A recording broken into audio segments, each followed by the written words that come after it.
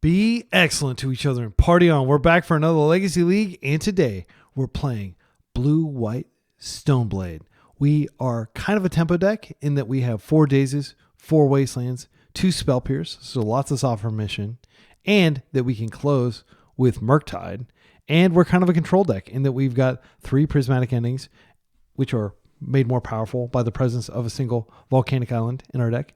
And we have 4 Swords to Plowshare, so we can really control the table. And we have a long game in that we have 2 Cryptic Coats, which we can fetch with Stoneforge Mystic and potentially equip the Aetherspark to. The Aetherspark gives us a ton of game against control, and if you can ever get the Aetherspark attached to a Cryptic Coat, it's hard to kill the creature because it's got Ward 2 and it's unblockable, and it's potentially putting 4 loyalty on the Aetherspark every turn, and you're potentially drawing a ton of cards. And you can even ultimate where you -10, get 10 blue mana, and then just bounce, play, bounce, play. You can just keep playing your Cryptic Coat. It's really strong. So I'm hoping that we can go in, we can crack some skulls with Murktide after filling our yard with cheap interaction and have big Murktides, and then we can get some Aetherspark doing its thing as well. Sideboard is anti-graveyard stuff. We've got a Lion's Sash in here, and we do have plenty of white mana to support Lion's Sash. We have 3 Grafdigger's Cage also helping us out with graveyards. There's a lot of Dredge running around right now. There's a lot of Blue-Black Reanimator, and of course this is good against Green Sun Zenith decks. We've got 2 Force Negation for the turn 0 combo decks. We might run into Oops All Spells, for example. 4 Consigns and 2 Harbingers for the Eldrazi Menace, and 3 Hydroblasts if we get paired against Moonstompy. This will be a fun, interactive 5 rounds of Legacy. See you in round 1. Round 1, we're on the play. We have to mulligan this no-lander. This is a great hand. I like the Stoneforge. They are possibly on standstill. They were playing it earlier today. They didn't mulligan there. If they have Urza Saga, I'll be happy that I have this. I think the safest thing to do is put back the Prismatic Ending if they're on standstill. And what we're going to hope to do is just get more information and maybe grab our Surveil land here. We could certainly ponder to fill up our yard for a future Merc. There we go. Yeah, I'm very glad I kept that Wasteland. Okay, so I'm going to Surveil here. Let's see what their deck plays. Like, I think there's a very high likelihood they're on standstill now. So, looks like 4 Urza Sagas. They do not play their own Wastelands, so we can fetch Wastelands. Do they play Back to Basics or anything like that? They wouldn't.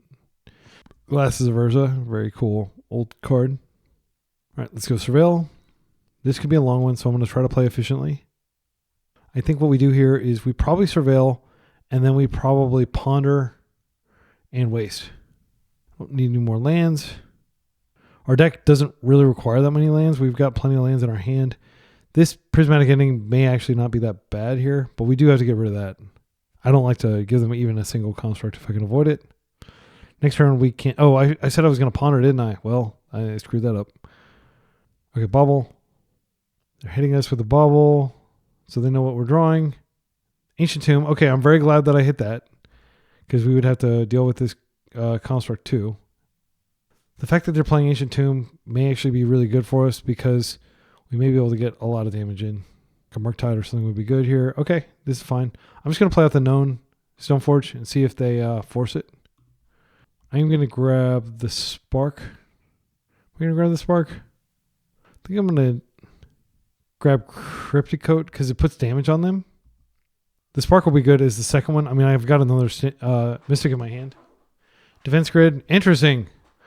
What are you doing over there? My goodness, that is such a weird card to be playing in a Landstill deck. Maybe they're not Landstill. Maybe they changed. Did they play it over here? No, they weren't playing Defense Grid earlier. I don't think I've ever seen Defense Grid in a Ancient Tomb Urza Saga deck. I'm trying to think. It's weird. I do want to find a land now. I said I had enough land, but I can use some more. Let's go ahead and ponder here. Do we want to brainstorm? We could actually brainstorm Prismatic Ending. Huh. I mean, they could do something degenerate. There's like a bug where you can't undo, like tapping land, I think. Because I didn't do anything. I just tapped and it's just not letting me undo it anymore. So I need to be careful about tapping my mana.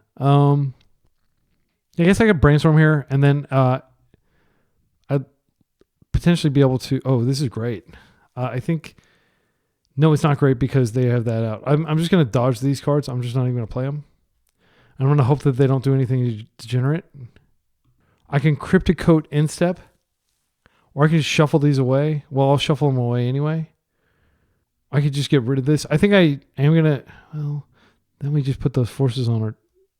Yeah, I'm just going to ignore this. I am going to put the code in so we can start getting damage on them. They're doing damage to themselves as well. Pedal. Interesting. What the heck are they playing? Is this Black Saga Storm or something? Fleshraker? Okay. Lead. Oh no. This is Bomberman. They're on freaking Bomberman. All right. Manifold Key. Yeah, we're taking some damage here. Game 2 will be much easier now that we know what we're against. They could have an Echo here. I will go ahead and just put the... there's the Echo. They have the One Ring. Lots of mana from the LED. Okay, let's go ahead and put this in. We could just get stormed out from this Fleshraker this turn. Yeah, if I thought about it, like we could have kept both of the. If I realized that they were on something degenerate, like I think the problem was I didn't realize that they were on something degenerate because this was just earlier today, and it completely blinded me to the fact that this isn't playing Ancient Tomb. So they were definitely on something different. I should have picked that up. So that's my bad, my excellent friends. We will grab this Volk. I don't think it hurts, and it gives us, it maybe confuses them about what we're playing here. And now we can end the Fleshraker. Best card to put under here would probably be not Umbertide. That would actually be very hard to flip. Okay, yeah, this doesn't do anything. Okay, so we're going to go for a spin. We've used our mana efficiently. This hand doesn't really do anything. We're not going to be able to beat them down in time. I do think there's a world in which wasting them helps, but yeah, I think we're going to get burned out pretty quickly here. If they have K command, they can just exile this. They have to pay a little extra ward, but I don't think they even care about this. So I think the best play here would probably be to brainstorm and try to find a prismatic ending that we can use on their Fleshraker. Here's a lot of mana. Are we going to spin again? Well, I'll just stop speculating about what my next turn might look like because I'm probably not going to have the same hand, am I? K command. They are creating spawns and drawing cards. Okay, this is bad for us. But the good news is they're actually, because they don't have, what's it called out? So we are taking 4 damage here. They don't get to actually do it where they net mana or where they're mana neutral. They need to have Ayavugan out to do that, and I would be surprised if they're playing Ayavugan. I'm not sure what the Manifold Key is for. They could have Coveted Jewel or something like that in their deck. They could have, most likely they're just like a straight up Karn Forge just splashing blue is kind of my vibe. Okay, I think it's possible that this is the deck they're on. Fleshraker and Hull Breacher, K command, Sink into Stupor, Paradoxical Outcome, Echo of Eons, LEDs, Defense Grid. Yeah, like if I stopped tunneling in on the fact that they played this today and I looked at their history and seen that they were playing this most of the time. Another ping. So this Fleshraker by itself has done, I think, like 10 or 11 damage to us, which is crazy. They can Hull Breacher and potentially spin and do some other stuff here. Echo. All right. This is a really strong hand if we can remove this Defense Grid. Otherwise, it's not. Curiosity. Whenever enchanted creature deals damage to an opponent, you may draw a card. Damn. Oh, damn. That's a combo. Okay. I didn't think about this. Let's see. This is what their deck does, basically. They just draw infinite cards. Yeah, we're dead. I'm going to concede. So it's not combat damage, just any damage. That's crazy. Crazy good. All right. Okay, so how do we beat this? Well, Force Negation comes in. Grafdigger's Cage does technically shut off Echo of Eons. I'm not sure that it's good enough. Consign comes in for sure. I don't think against a mono blue deck, Harbinger's worth it. It's pretty slow. We can't really take out Plow because it's really good against what they're trying to do over there. Yeah, this is a tough one. I don't think they're doing anything to our mana, so we could cut a land. Yeah, I'm going to cut the Plains. I don't think we cut the Plow because they are also playing Hull Breacher, which is really good against our deck. I don't want to cut the Prismatic Ending with them presenting that they have Defense Grid and Monolith. I think we could trim a Mystic. We could just take out all the Mystics and take out the Spark. And then we maximize the blue cards. Cryptic Coat's fine. We still have Murktide to close and Cryptic Coat. I think that's just fine. Again, I don't intend to like completely board out Stoneforge like every time. This hand seems insane against their deck. I don't like to keep hands that don't have mana sources, but I think this is fine. We'll just chill for a few turns. They don't play Thoughtseize or anything that can 1 for 1 us, I don't think. So we'll just wait until we draw a land, which could be, 4 or 5 turns. Let's like not kid ourselves here. But they don't have any basics in their deck, I don't think. Yeah, they have 2 islands. So I'll just waste whatever they put out there. And they don't have soft permission. There's the island. Okay, we got unlucky that they naturally had island, but it's okay. They had 2 of them. Odds were maybe 15% that they'd have one in their opener. Yeah, we're going to need to find something else soon. They should assume our hand is just chock full of force, which it is. Otawara, Bobble. No point in wasting here. I'm going to wait. Okay, they're looking. They'll know our fate as to whether we're going to draw a land here. Any land is going to be a blue source, other than, of course, okay. Just like that. We're kind of back in it. My instinct is chill. I think we don't really use the colors for anything, but it does give us Brazen Borrower. I think I'm going to just chill. Because we may want to hardcast Brazen Borrower if we can't fill up our yard fast enough. This also, we might be able to hardcast some Force Negations. I think this is fine. I'll just end it in a turn or two. Okay, they're just playing that out. That's fine. I'm going to Surveil. And the best thing we could find would be another land. Just so we have hardcast Force Negation up in addition to everything else. I don't think I would end the Monolith. Maybe I do end the Monolith. I'm holding this very much for Saga. I think Saga is how we lose. Because we can't interact with Saga on the stack. And the difference between them having 3 mana and having 4 mana is pretty negligible in my humble opinion. That is something that we can do while we chill. We won't have to discard this turn. Yeah, we got lucky and drew land fairly early. We could have gone another 3 or 4 turns. They're not doing anything, so we're going to start to ask clues. That's an unfortunate draw because we don't really have anything we do here. I guess I could just use Borrower to bounce this out of play. I think that's a fine use of our card rather than discarding it. And that puts it just in exile where we can use it later. They're floating. Are they going to do a big K command? If they do, that's unfortunate because, it's going to be a 2 for 1 if we take the bait on that. Oh, Echoing Truth on that? Yeah, that's fine. Actually, that does mean we have to discard now. Well, I'll just discard the ending. Yeah. I'm going to discard the ending so I just have a grip that's fully blue. That could, we could just force what they put on the stack. It's fine. Again, the reason I did that is just so I didn't have to discard, but I had to discard anyway because they echoed. I guess I could have forced the echo and then not have to. It was kind of a 2 for 1, but it's like a delayed 2 for 1. I'm just going to play this back out and we'll pass.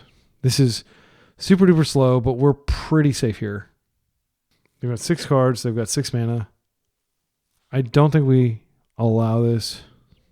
Tommy has the natural first pitch here. Okay, another one. And sadly, I'm going to have to force this too.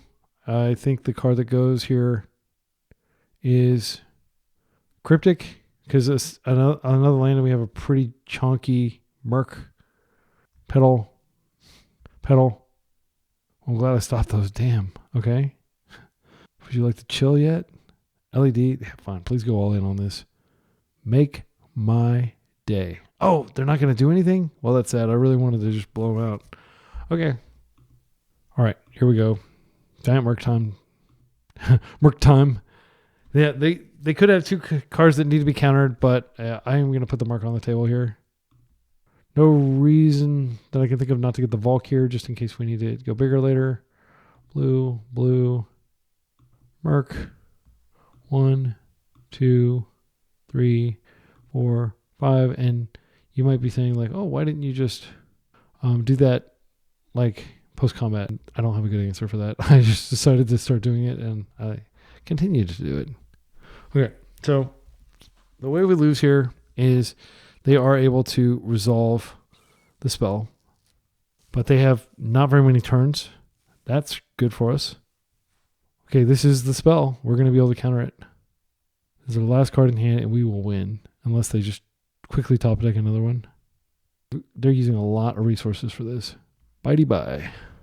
And I think they'll probably skip. Just untapping their monolith. As far as I can tell, that doesn't do anything unless I'm missing something. Okay. Just making efficient use of their mana. Nothing wrong with what they were doing. I just didn't understand the timing. Okay. Another Merc is not the greatest. I think we just attack here. Let's see. So they're taking 6. Playing this out doesn't change the clock. We have an opportunity here to go ahead and draw a clue and potentially to flip her. So we did get a land, and yeah, we can just flip her. So this will allow us to regrow Force Negation next turn, but we are vulnerable for a turn. When I say vulnerable, like they could just rip like the absolute nuts, like a second thing. Okay, they don't seem to have done that. So now we're going to be able to regrow our Force Negation. We're going to be pretty safe from there, and that will buff the Goy further. This is a situation where we can just start taking them off mana. Let's go ahead. I'm going to start by just doing this. White, doesn't matter. Do you allow this? And then there's no point in playing out the second Murktide. What I was going to do is I was going to waste this just to further reduce their mana. And I don't really care about their life. Now I'll just regrow this Force Negation. We've got a blue card to pair with it. So our Merc gets bigger, which doesn't change the clock or anything, but it is nice. And now we can just attack. I mean, I can't think of a reason to crack this here. I'm trying to think of a non-creature spell that could mess things up for us here. Okay, that was clean. And again, bailed out by our deck. Like, our deck could have decided to not give us a land for a long time, and thankfully it didn't do that. It did give. I think we just run it back. Like, Daze is pretty bad here. They've got so much freaking mana. It is a blue card to pitch to Force. Harbinger would not have been good at all there. It's good specifically in the situation that our opponent has. I mean, this is permission. I'm keeping it. I don't think there's anything that we need to do differently with our deck. Getting another land down there actually would be fine, but like blue is what matters. White mana doesn't really matter. We're always going to go fetch a non-basic.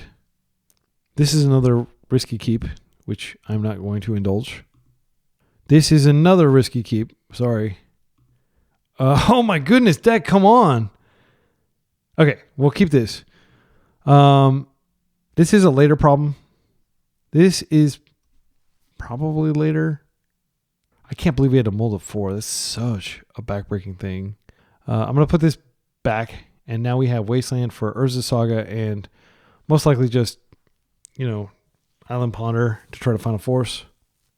And it won't be an island. It'll be like an underground sea. Don't hurt me. No. Okay, so putting back that plow, which I think was totally defensible. Probably going to cost us the game.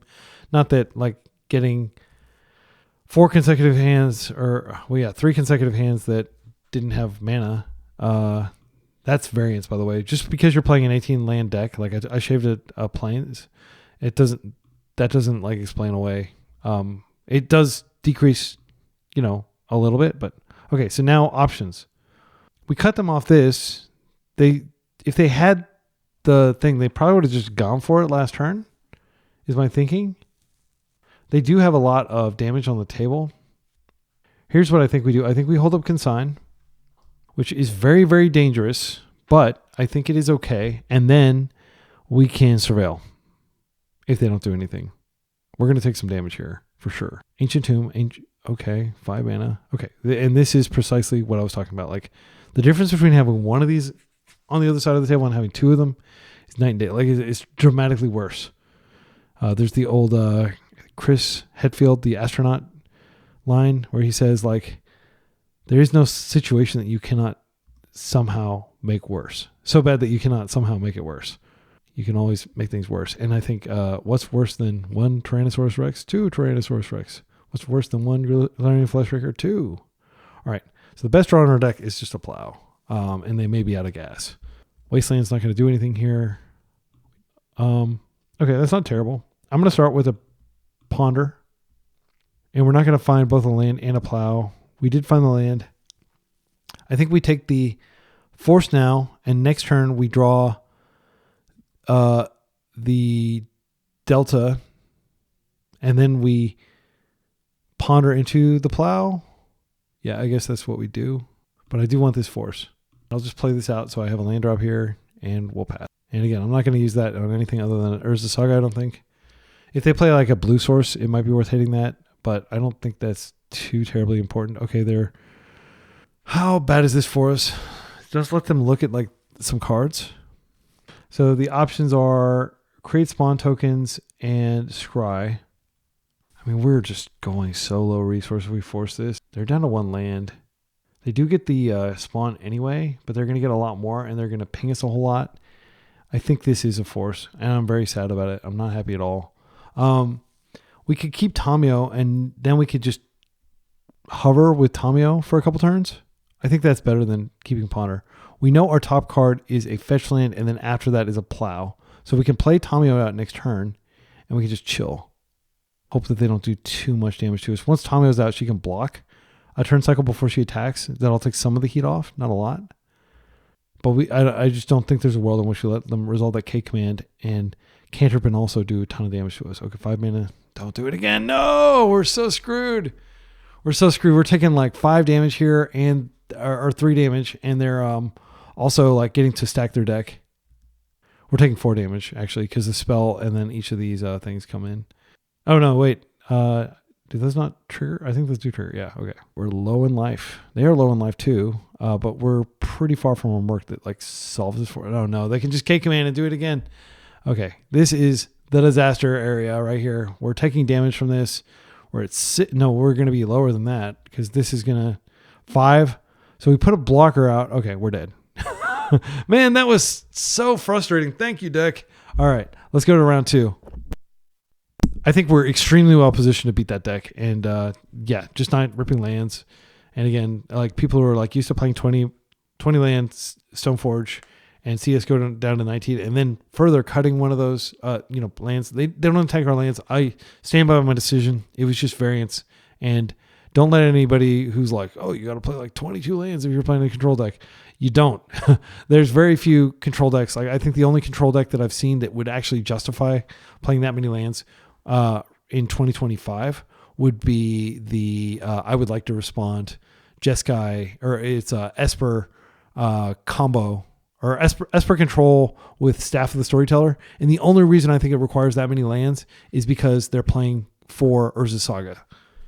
Okay, and they're not even an Ancient Tomb deck. Like they need a ton of mana to be able to get use out of their cards.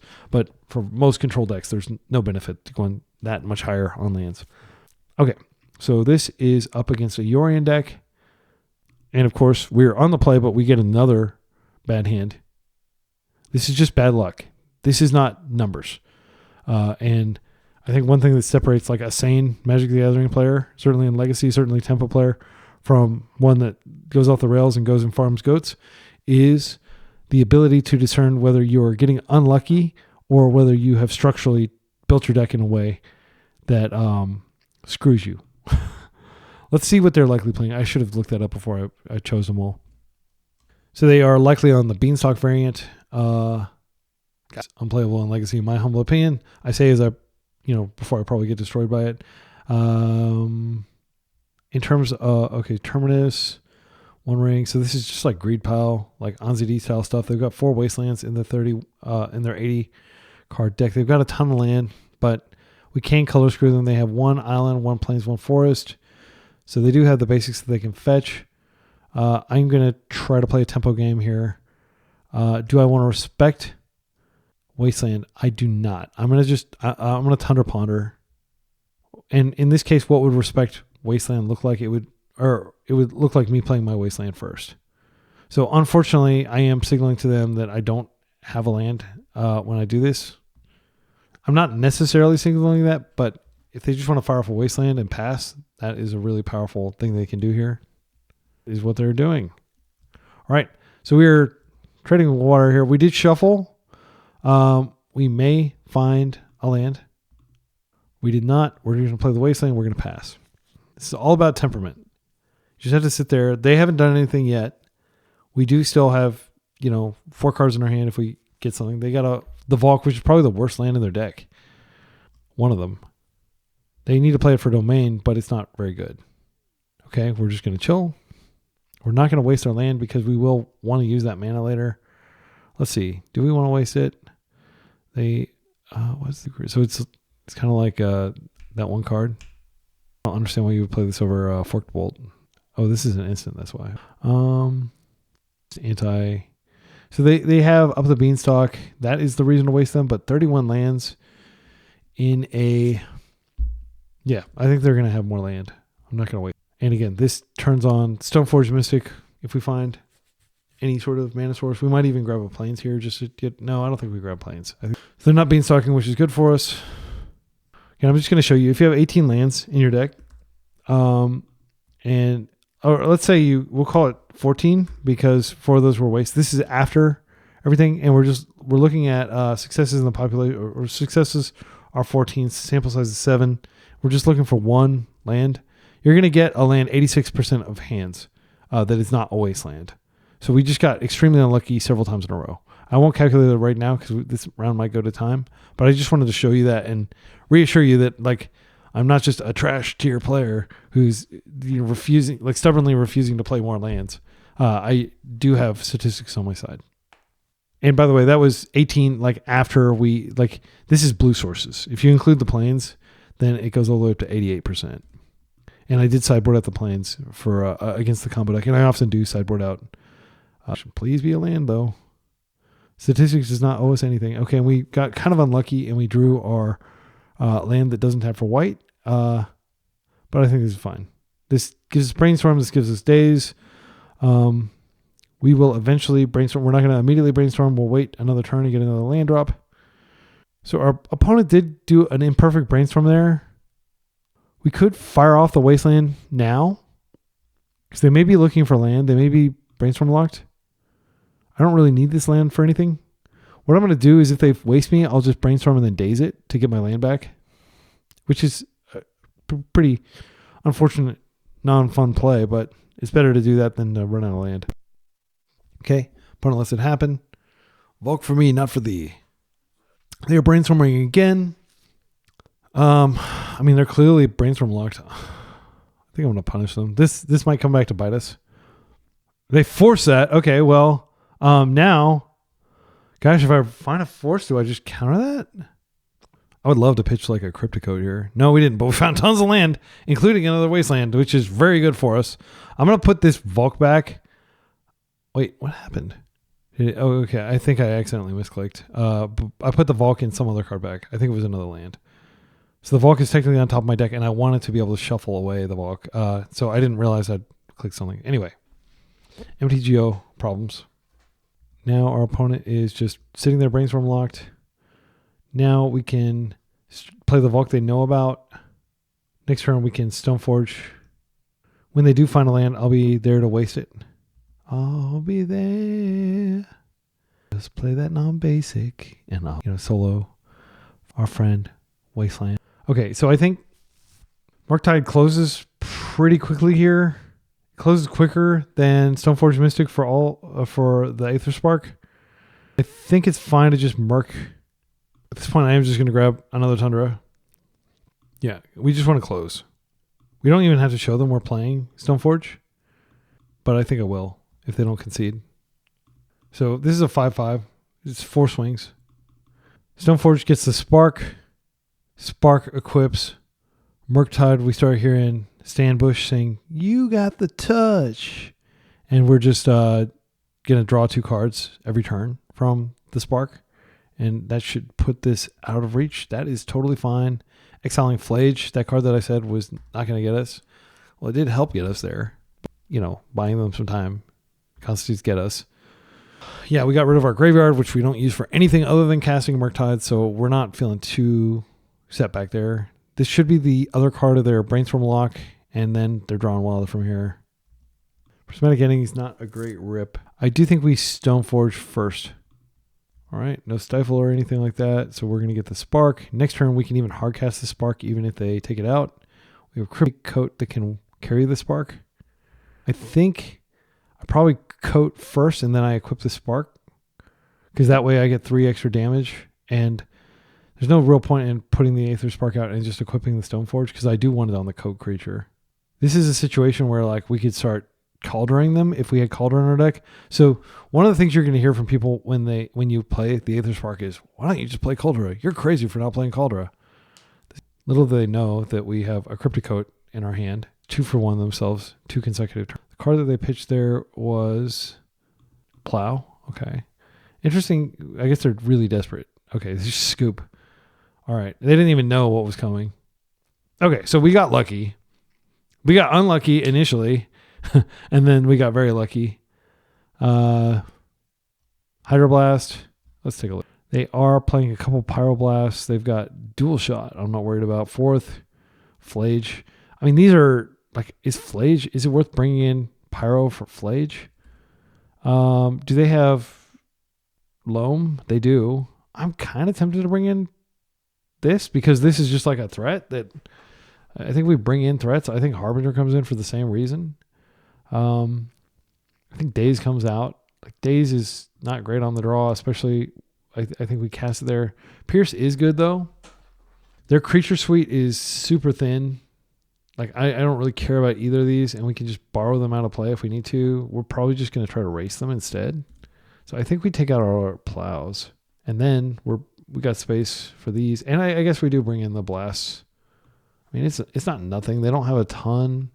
Of course, we don't know that that's their exact list, by the way. So I hope I don't seem overconfident that Hydroblast is 3, 4. I mean, this probably isn't even in their deck. This Dual Shot, it's really just there for Bowmaster. I feel it feels wrong to board in all 3 Hydros. Maybe we do keep a Plowing. Oh, we bring in Cage. They can just end it though. How many endings do they have? 3. I don't think Cage is right. If the game progresses to a point where we're losing to that, it will mean bigger things have gone wrong. I don't think Consign is great. It does stop the One Ring, but that's it. It stops some triggers. I actually think we're fine just bringing this Daze back. Maybe I think this is not worth bringing in. We've got a lot of blue cards in our deck. Got a lot of threats. Prismatic Ending is good against Beanstalk. It's good against Carpet, which they have 4 freaking Carpets. This is totally like OnZD. He loves Carpet. OnZD MTG is like a really awesome creator. I met him a couple times just briefly and said like, hey, OnZD. I'm a big fanboy of his because he does awesome coverage of events. So he's like definitely like one of the best things going on in the Legacy community. I think this is just a Force Negation. We only have that one. Yeah, because it just ramps them too much. We don't have an immediate way to deal with. The real question is, do we want to throw Tamiyo under there or do we want to throw the Ponder? Yeah, this is Aetherspark. And the fact that it's not blue like our other equipment is kind of awkward right now. I think I'm going to respect their ability to just waste us, and I am going to go get the island here. And I'm going to start with the Tamiyo, and if they remove this, that's okay. We'll have Ponder next turn. I don't think we force to protect Tamiyo. We don't have enough mana, and that's why if we had like a bunch of mana in hand, like I would. But in my humble opinion, Tamiyo is just not that, like creating clues that may be useful in the future is not good enough to justify forcing to protect her, right?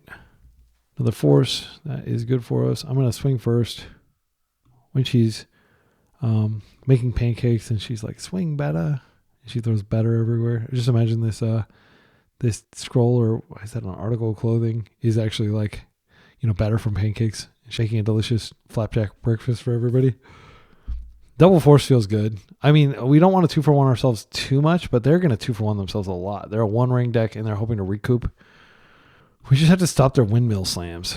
Let's get a land, shall we? We can't get a basic here. I mean, we could get a plains, but I think with the Merc in hand, I could ponder into something, but like I do want that Stoneforge. No, I'm going to try to spike a land. Oh, rewarded. We can even get the basic if we want. I'll probably just get the Surreal Because I do think like sticking a Murktide is going to be pretty good here. See, they have 4 plows. They have 4 Leyline Bindings. They have a lot of ways they can get rid of a Murktide, but it's still, forces them to deal with how many Solitudes do they have? I used 2 last game. Yeah, this is not the exact list they were on. Historically, they've played 3 Solitude lists. This might be that. But we did see Flage, so we know that what they're on is somewhere between these lists. Timeless Dragon is fine. It is a very mediocre card, in my humble opinion. And I say that as somebody who owns like the cool retro border ones and really wants it to be a good card. I've tried to make it work in so many decks. It'll be bad for us if the game goes long enough, but right now they're not presenting any white. They're going to go get like probably a dual land. Tundra. Okay. Okay. This is the card. Can't attack or block unless there's 7. Okay, so I think this is just a Murktide pitch. And we keep this force to stop whatever their next Windmill Slam, crazy card is. Hopefully they don't force back here. They're solituding on top of it. But it doesn't change the fact that Ketramos isn't in play. They're down to 2 cards, but we don't have any blue cards for our force. We're going to cash in our clue next turn, but I am going to go ahead and surveil now. Hoping to find Wasteland to take white off the table for them. That is an above average draw. We will... Yeah, we do fire this off. Because if I can find land, then I can have my clue too. I would love to find a brainstorm to just put this back. These cards are fine. Yeah, I think they're fine. I'll put the coat into my hand, and I'll draw the... I can put coat into my hand. And then we get another land. We've got coat plus the Aetherspark. But we might have to pitch coat on the land. We'll just see what they do. Like, I definitely pitch it to stop the One Ring. Okay, Wasteland, that's unfortunate. Yeah, we're even farther from casting any of our spells in our hand now. That's gone. You just put Yorion in hand, which not too threatening when they only have that much mana, and they did make their land draw for the turn. So we can't do anything this turn, so we're just going to pass. We're looking for 1 land. We could get wasted again, too. There's no guarantee that, like, even in their 80 card deck, they don't find a second Wasteland. Right? So I'm counting on forcing the One Ring, but that, like, where does that leave us? We don't have much going on. We're hoping to rip a Stoneforge. That wouldn't be too bad. That's at least a card, plus a card. They bind a Leyline Binding. They have a second Tundra now. Next turn, they could put the Timeless Dragon out. We can just end. So we already kind of have like a ready-made solution to that. Perfect. Get this going, and we can force this if we need to. We're going to go get another Cryptic Coat anyway. I think I actually do want to like force to protect this now. I do think Cryptic Coat is better than Lion Sash here. We just don't have enough mana to really make good use of Lion Sash. Double coat. We're going to force pitch coat, and we're still going to have a coat up. That'll feel good. Loam gets a Wasteland. Oh, absolutely brutal. And this is where like people would be like, oh, if you just played like 3 plains and 5 islands or something like every other Stoneblade deck, like I don't believe that is correct, even in a 2-color deck, because you've got like, I'll stop justifying my mana-based decisions. Maybe people are right there with me and they don't care. So if we force pitch, we do guarantee that we can get a coat in. We could also just get the Aetherspark out and ignore the coat. I think the coat itself is pretty easy to deal with. They have a lot of things in their deck that can deal with this. There's no guarantee that we find a white source. I mean, you could argue that maybe I should have gotten the plains there just in case they spike something like this. I mean, this is desperate, but I am going to force this. And if they can just answer this and start wasting us again, then they know that, like, okay, they don't have more mana. Okay, Solitude, that sucks. So bad. Yep. But at least they do have their token coming. If we just rip, like, they don't have any engine with this loam. They're just going to get back, white source. Okay, so this is another. Okay, so I'm going to go get another Tundra here. And I'm going to play out the coat. And that coat is going to have to go the distance for a while, sadly. Fine, I don't care about drawing force here, so I'm glad I dodged that. It's not like we knew that. Sometimes you can get in a situation where you can brainstorm and you can put I put a Nethergoyf under that the other day, and it felt really good when I just turned him over and bam, take 9. Unblockable. All right, now they're going to get back to the land, and now they're going to waste me, I think. Or they could just play the thing. Yeah, I guess they're going to start wasting me every turn. So we're in the... we're waste locked until we find a white source. Days can't do anything here. I'm just going to come in for a hug, and we're going to pass. This is most unfortunate, most untriumphant. Here comes the waste again. And eventually they will just, have some solution. They haven't binned anything other than here. Make them think I have, like a double blue spell, like a counter spell or something. I don't think anybody would fall for that, but I think actually we do play this out. And the reason is, I would like for them to actually loam again, because we might be able to get them fairly low in life. This Aetherspark has been atrocious in our hand, though. It's really hard to cast. It's not going to be cast this turn. This game. Hopefully it'll be brainstormed back onto the top of the deck or something like that and then shuffled away. Okay, so here they're eternalizing, which is good for us, because I am happy to keep my land for a turn. So I do think if we bounce this back to hand, we can redeploy it, but I don't think it's worth it. I can still attack right through their attacker. All right, I'm going to swing in first. Shouldn't be able to interact with it, and then we can play Tamio. And then they'll be incentivized to at least go after our land so they can prevent us from drawing off of the clues. But we are winning this race. Yeah, because they need 4 cracks. We only need 3 more cracks. This comes in. Seriously doubt Days is relevant here, but maybe there's some world in which they do some, greedy play at the end of the turn. We can get them on. What are they putting? Putting back a brainstorm. Can't do anything about that.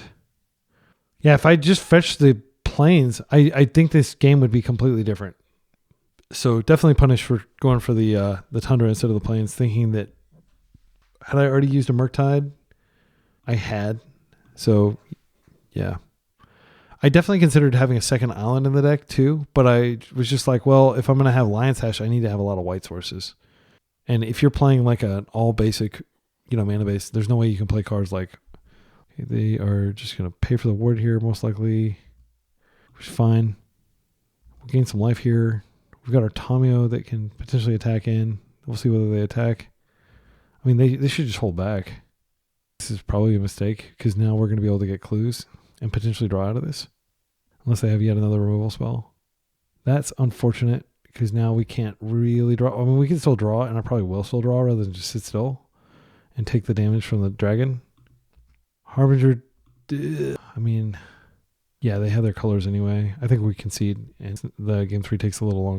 Yeah, because I could attack, I could clue, I could, I don't think we're getting out of this. Them having that much mana and the ability to just waste our lands. So I do think Days comes back in. How many Pyro type cards do we see? 0. We already took those out. I don't know this Plow comes in. Prismatic Ending can kill basically everything we saw other than like a Heart Solitude late game. I do think Harbinger is good. They just happen to get their basics early. Yeah, I think I'm going to take out 1 Force Negation in favor of a Daze. I realized that Daze looked really bad there, but that was like turn 8 or turn 9. I think in the early turns, it'll be good. I am going to fetch basic though. Just seeing that like both of the previous games, yeah, I can get both my basics here. And this gives us a way to defend Tamio from a turn 1 Plow that's likely headed our way. And we shouldn't have to worry about Wasteland this game. It won't be as impactful now that we're on basics. And we even have the Spell Pierce. So this is what I wanted to demonstrate when I was talking in the intro about like time walking your opponent. Like every Wasteland kind of represents a time walk. And every time walk is us creating an additional clue, which is really good. Let's see that Plow. And I would like for them to be playing scared and playing on basics. Is 8 days. And then I can just replay that, and then I've got Pierce Up. And that will frustrate them even more because they're like, wait, I had Daze Protection. All right, so the first clue. So we're now positive on cards from Tamio. And this is just the beginning. And Pierce is not played very often, so I doubt our opponent is going to play around it. Solitude would be a bummer. We can only interact with non-creature. That's a Pierce for sure. Stymie their initial development. There's the Plow. Yeah, I mean, that's a 2 for 1. And we stopped their Carpet, it looks like. Yeah, that Carpet would have been in pain. Okay, so nothing yummy in their graveyard yet. I think we could go ahead and develop this Lion Sash.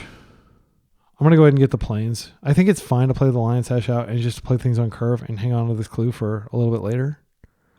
Because we are going to potentially get some pressure on them. If they're counting on like an Uro or something, then this can jam up that Endeavor. I'm not sure if I'm going to fetch a Volk or a Tundra here. I might need to exile a 3-drop with ending. Loam! Well, that sucks because we couldn't hit it in time, but we can hit it next turn, I guess. Prevent them from dredging. All right, so we're going to go ahead and I think we do hit that, and then we just chill on the clue activation until later. There's not really anything else we can hit. We can hit our own yard, which I don't think is correct. The other option is we could just coat. Okay, they just loam 2 things. I don't think we actually, like, their loam sucks as long as this is like a live game piece. I think we're better off coding and just being aggro. I'm going to see what they do here. You just take it. All right, and now I'm going to go get my Tundra, and I'm going to code. And I'm aware that we are foregoing the ability to end for 3, and I think this is likely to stick around, and if it does... Oh, man, no. They could just Bowmaster, though. Oh, it'd be such a beating if they just Bowmastered here, and I didn't have the ability to exile, because they did show me Bowmaster the last game. Yeah, I'm just going to go ahead. I know it's cowardly, but we're just going to pass. And we wouldn't necessarily have days on their Bowmaster. We can always eat our lands if they do choose to Bowmaster us here. If they don't do anything, I'll presume they're holding up something like that. Fetching. This gives us a target to buff if we want to, but we need to... Okay, Leyline Binding is unfortunate, so we'll just eat their land, I guess. I'll eat that, just so... Well, we've already eaten the Loam, so there's not really a merit to doing that. Maybe we should have gone off the plow. It's a very tiny little optimization thing. This card is annoying, but it's going to resolve. Opponent is passing. We do have Brazen Borrowers in our deck that could potentially bounce that back, and we'd get it for a turn, which would maybe allow us to like machine gun their graveyard. That would be a pretty late game thing. Force is great. I'm going to go ahead and just jam this. I've been waiting for an opportunity to use the clue, but I think this is more important. Okay, so second Cryptic Coat under there. That's unfortunate. It's probably the worst thing we could put under there. They've got 5 cards in their grip. I am not feeling good about this game at all. I think this has to be killed, and it might even be pyroed back. If we let this happen, they've already got so many cards in exile. Like, was it 7 you control, or just 7 or more cards in exile total? And then whenever 1 or more cards are put into exile from a graveyard, they don't have a means to exile cards from a graveyard right now, but they could. We could let this resolve, and then we just need an ending to kill it. There might be some card to enable it. But if we let this resolve, then we're fighting over every card that exiles something. I think I'm going to try to force this. I hope they force back. So at least we got an even exchange. They don't. Okay. Stock up. Okay, this is that new card. I could have dazed it. That's unfortunate. So they get to look at the top 5 cards and put 2 of them in their hand. It's got really cool art. Like, it makes me know a crepe or an ice cream or whatever. And those yummy oranges they got there. This guy is like hitting the snacks hard. Yeah, we're like super screwed here in my if I find Stoneblade, Stoneforge Mystic, I could go get the Spark and get in. This deck, by the way, is like exactly why you don't want to be playing Color Complete anymore. All right. Let's go ahead and do it. And hopefully there's not a force here. Yeah, see, this is what I'm talking about. It's not letting me undo my freaking... There's no undo key or anything. You just can't undo your tapping of mana anymore. I think it's a bug on MTGO. They just pushed an update, and I think it undid the undo. So we'll get this. I do think if we can find... Okay, we'll come in for a hug. I mean, if we can get the Aetherspark on there and it's not taken out, but I mean, what are the odds that they didn't put, some sort of creature interaction or something in their deck, in their hand, or just another one of these that can, potentially be big enough to block. Well, I guess they can't block. Okay, this is the Flage. Are they going to pay to target this? They're targeting Stoneforge. Okay, so that goes. So now This is threatening to come back. Yeah, they're going to have double red, double white next turn. I can still exile it for 3 mana if I find the Volk. The fact that they play Wasteland on top of everything else has really warped what I would do here. Another stock up. Okay, so we were like really, really far behind. They gained life there, so they basically time walked my Coat. I don't think getting Spark onto Coat is going to be good enough, but if I draw a land and get a chance to go for it, I'll be very happy to try. I'll definitely be getting a Volk. Okay, this is still Spark. I'm still going to go for it. Force would stop this. Yep, Force. All right, well, we're going to come in, and then we've got to deal with Flage next turn, and they can pay the ward to kill a creature. So we've been making efficient use of our mana every turn. Just playing good old tap out control. We can redeploy this. Okay, yeah, they're going to pay the mana. Okay, that's fine. That means they're not going to bring back Flage here. We need an extra land if we want to be able to bounce this and redeploy in the same turn. They got 2 cards in hand, but they've like done so much selection. They've got Flage up. I think actually the best card right now that we could draw would be Brazen Borrower, so we can... What? You're crazy. I guess they just don't have anything to do with their mana. What? They screwed up. They didn't have enough mana to stop our Coat. That's crazy. Okay. Well, we're getting some lucky breaks here. I think the fact that they didn't bring back Flage is weird. Okay, so options. I think we start by... I mean, if we waste one of these, they don't have a carpet. They've got 1 card in hand. They need 2 red. Oh, they couldn't bring back Flage because they don't have red. Okay, so I'm going to go ahead and start by cracking this clue. And then, okay, this does actually do what I said we wanted to be able to do. I think we just play Tamio and see if they do, if they are, yeah, I could bring back Tamio. I could play Tamio and then I could waste them. And then they're unlikely to be able to ever deploy Flage, which requires blue, red, white, white. Yeah, let's do that. Yeah, we'll hit this. I mean, there are lots of other colors. Like I'd like to take them off Bowmasters too, but so I'm not crazy. We did actually put Loam into exile, right? Hardcast Solitude. Yep, that sucks. That was a 1-for-1, or it's really a 2-for-1. So yeah, we're behind. Wasteland. Okay, we could cut them off black. We could cut them off double white. If we cut them off black, then they only have 3 colors, and their ley lines become more expensive. I think I'm gonna do that. I'm going to go ahead and cut them off black. We'll just pass, and we can put Cryptic Coat back in our hand end step, or we can bounce. They got a Ponder. 6 minutes on my clock, 10 minutes on my opponent, so there's 4-minute time difference. That might be consequential. So they now have access to black again, probably. Yorion in the hand. All right. Back to hand. We can replay it, and then they can just cast Yorion, and they can flicker it. I'm going to go ahead and brainstorm first. Yeah, around Bowmaster. This is fine. This deals with Yorion. I'm going to put ending back. It's pretty bad. Put this back. I am going to Coat. Now we have days if they get greedy. Okay, they have all their colors again. Oh no. What did I put under here? I accidentally put Borrower under there. That was a mistake. I didn't think about the fact that it would grab something. Please cast Yorion into my days. Oh man, this... If we hit this, we can't stop Yorion. What's the top card? It's like a prismatic ending. Let's see what they get. We have 1 more Brazen Borrower in our deck. We can just pay the ward here. And then we just buy the Cryptic Coat back again. When they eventually Yorion, they will be able to take more of our cards. They're going to come in, take another 3 life from us, pad their life total. They forgot to attack. That is to our benefit. Man, they're making some punts too. So... Battle of who can punt harder. Yeah, I'm just going to pass. I mean, I guess I could go after this land. Like, all the big mana stuff is out of our deck at this point. Yeah, that was a punt on their part. So we're just getting lucky. I think they were playing fine earlier, and they were just spiraling. After, like, I think one of them was, like, the prismatic ending thing, and now this. I'm going to take that. They can stop us from being able to deploy a Cryptic Coat by wasting here, and they should. Is it days? Thank you for floated, but it doesn't matter. Okay, we might actually be able to win this. As crazy as that is. Oh, yeah, this is pretty good. Harbinger shuts off a lot of their deck. We can't stop Solitude, but Cryptic Coat can come in, and then we have something that blocks indefinitely, and we're just going to play for a while. Can't waste our land now, so that's good. I am just going to play this out. I'm not going to Brainstorm yet. I guess I could have put an attack here. So we got a Stoneforge that doesn't do anything under there. Like, we're just waiting to draw Murktide. Murktide will help us win. This can't attack anymore unless they want to just trade.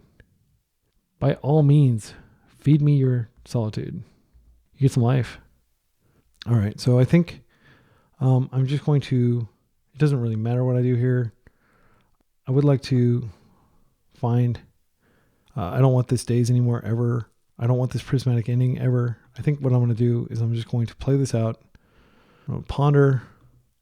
There's nothing that's going to keep me from shuffling that. And now, another land. I'll just attack, and then end step, I'll bring the coat back to hand. Just going to try to chip away at them. I don't think they have anything they can cast in speed with their current colors. Stock up. I mean, I'm kind of tempted to just force that because it gives them like its card advantage. It sucks to have to do that, but like it's a 2 for 2 essentially because they would have gotten 2 cards. We can accelerate our clock a little bit. I can start doing this every turn. I'm going to come in.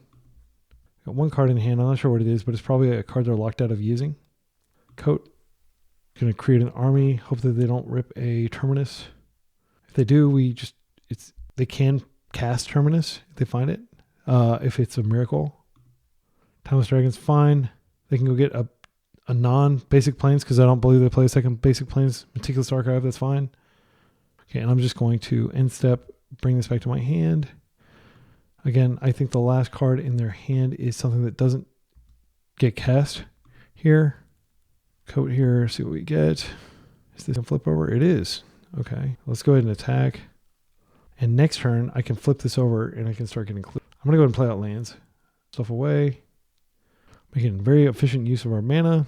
We are so favored here. It's not even funny. Spell Pierce doesn't do anything here. I'm just going to go ahead and come in for an attack first.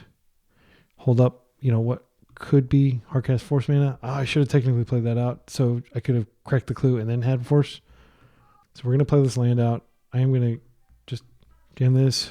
1 minute, 30 seconds on the clock, which should be plenty to close the game. Is this card? It's a Force negation. I'm going to go ahead and just crack this just in case I get a chance to flip Tamio. Stoneforge is not really as good as just bouncing this back to hand. Maybe we do play it out. Play it out. I don't think Spell Pierce is going to do anything here. 1 minute, 10 seconds on the clock. They might be able to figure out some way. Like again, no, I don't have anything left to get. Yeah, I don't know if is this exactly lethal? 1, 2, 3, 4, 5, 6, 7, 8. Yeah, it is exactly lethal. Okay, wow. Wow. See you in round 3. That was a very long round, brought to us really by just punts on our opponent's part, in my humble opinion. We probably should have lost just due to like the variance. Like we didn't find a single Murktide that we were looking for. Close the game, we had to close it the really hard way. But that does highlight the power of if your opponent doesn't like think about the fact that they can blast. So, I mean, that's just like our opponent's making punts. But the thing I want to observe is Cryptic Coat is a good card. It's expensive to get going, but in a stalled out board state against a control deck, even a giant control deck, like a Yorian control deck with like all kinds of ridiculous card advantage stuff, we were able to out card advantage them. And apparently bringing in Harbinger is really good against those greed 5-color piles. So I will continue to do so. Round 3, we're up against a Depths deck. They said good luck. Have fun. I've watched the channel. Good luck. So let's keep this. I think this is fine. They do have 3 Wasteland. Again, Wasteland, you just have to plan around it. It's the most common land in the format, basically. If we Tamio and they just have Wasteland, that sucks for us.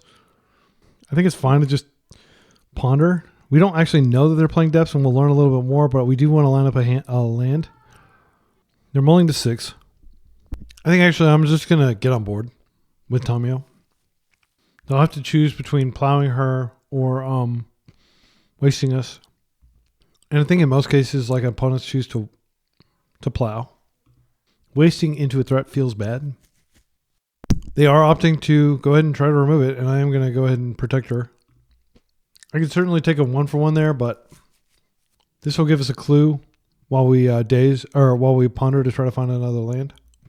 That's a good rip. So Wasteland is good against their deck, specifically in situations where you need to defend against Dark Depths. I don't think we're quite in that situation though, so I'm going to wait a turn or two. I'd rather deploy a White Source. This is great. Don't really want double Murktide, but we can ponder one of these away.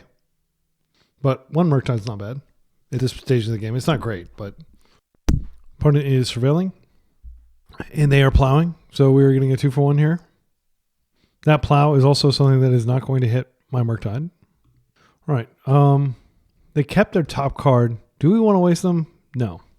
What I'm planning to do, I'm planning to just ponder first so I can shuffle this. Yeah. I don't think any of these cards are worth keeping. The pile, we're looking for like a Stoneforge Mystic would be good. I mean, we could hit this and then just hope they don't. They have like something like 27 lands in their deck usually. 26, yeah. But a lot of them are non-mana producing, like Maze Vith, Flagstones.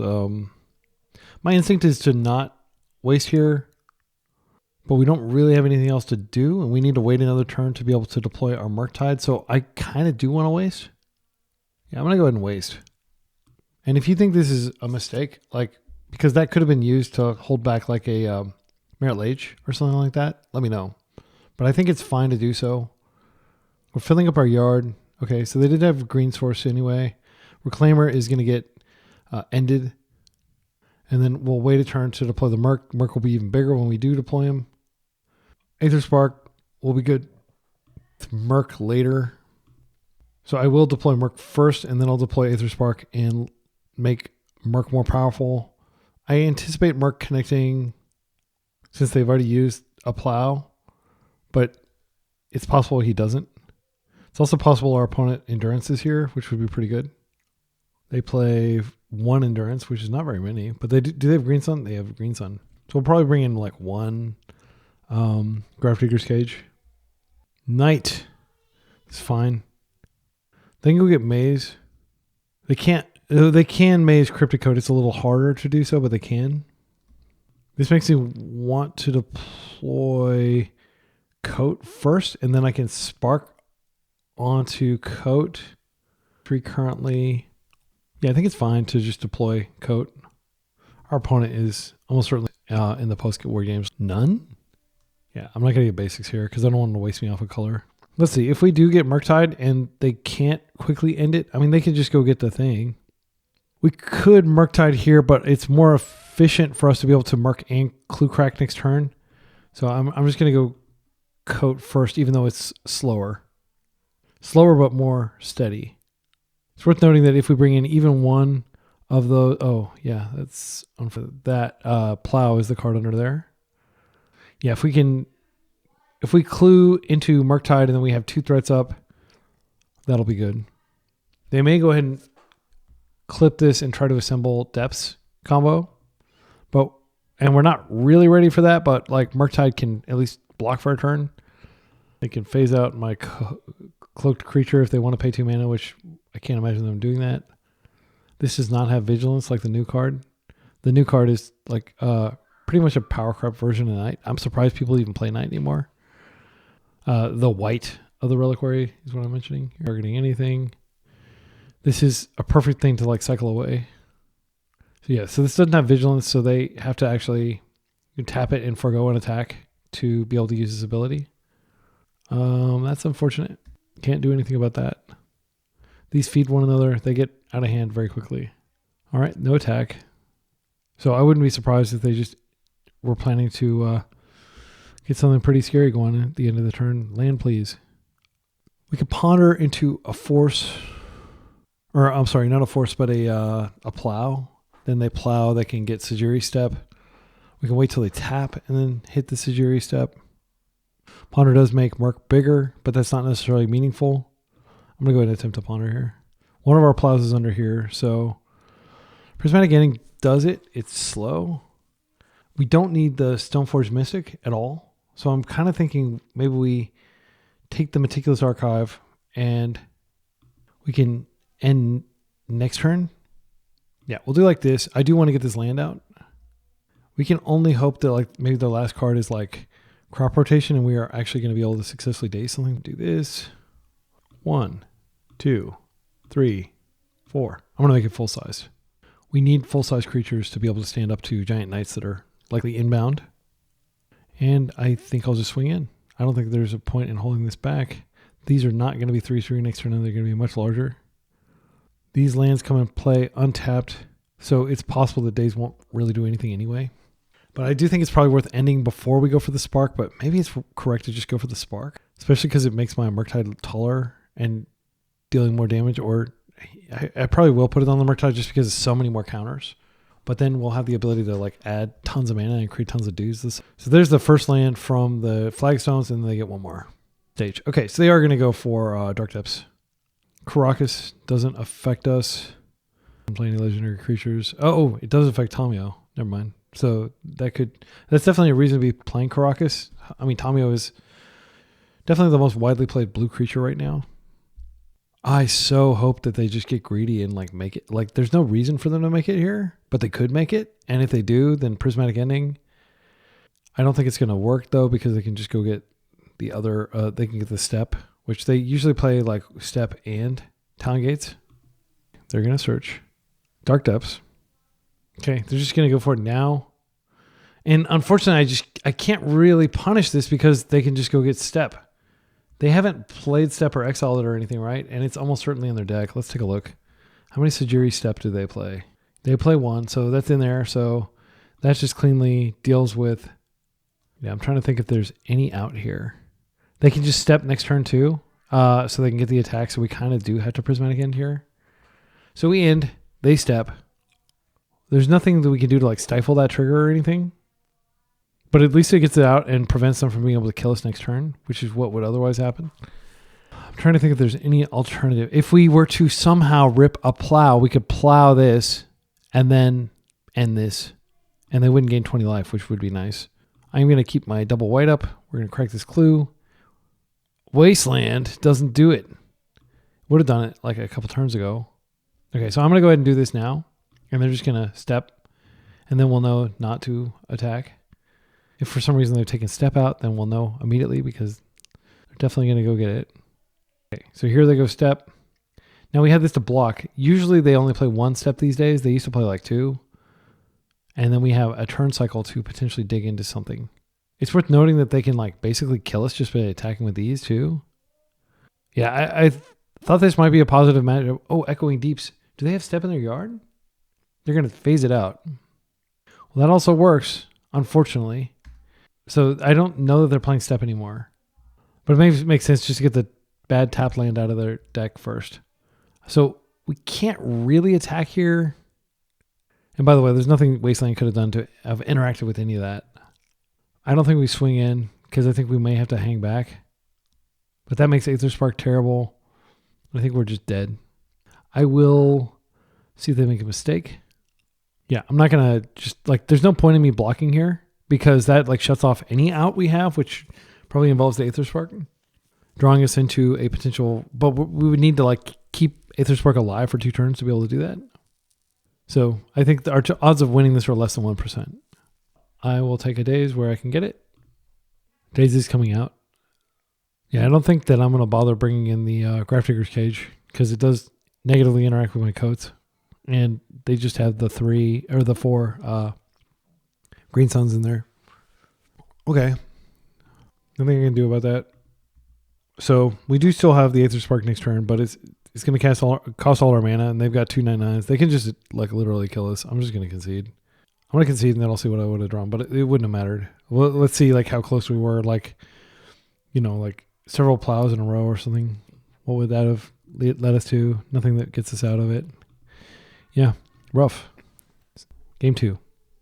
So I think our sideboard, Lion's Sash could be good. They do like make their creatures bigger by lands, and we could potentially hit stuff to like screw up one of the Harbinger.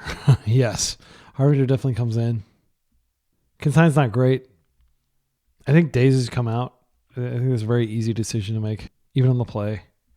We did get a Daze there, so maybe our opponent will be aware of it. I think I'll bring a Daze back in. Yeah, this deck is kind of like an Apex Predator, like a Death and Taxes type deck that our opponent's playing. This is a snap keep. The Harbinger can be really good if we can find enough lands. Here I'm going to just Tundra into Ponder and hope that we find a land.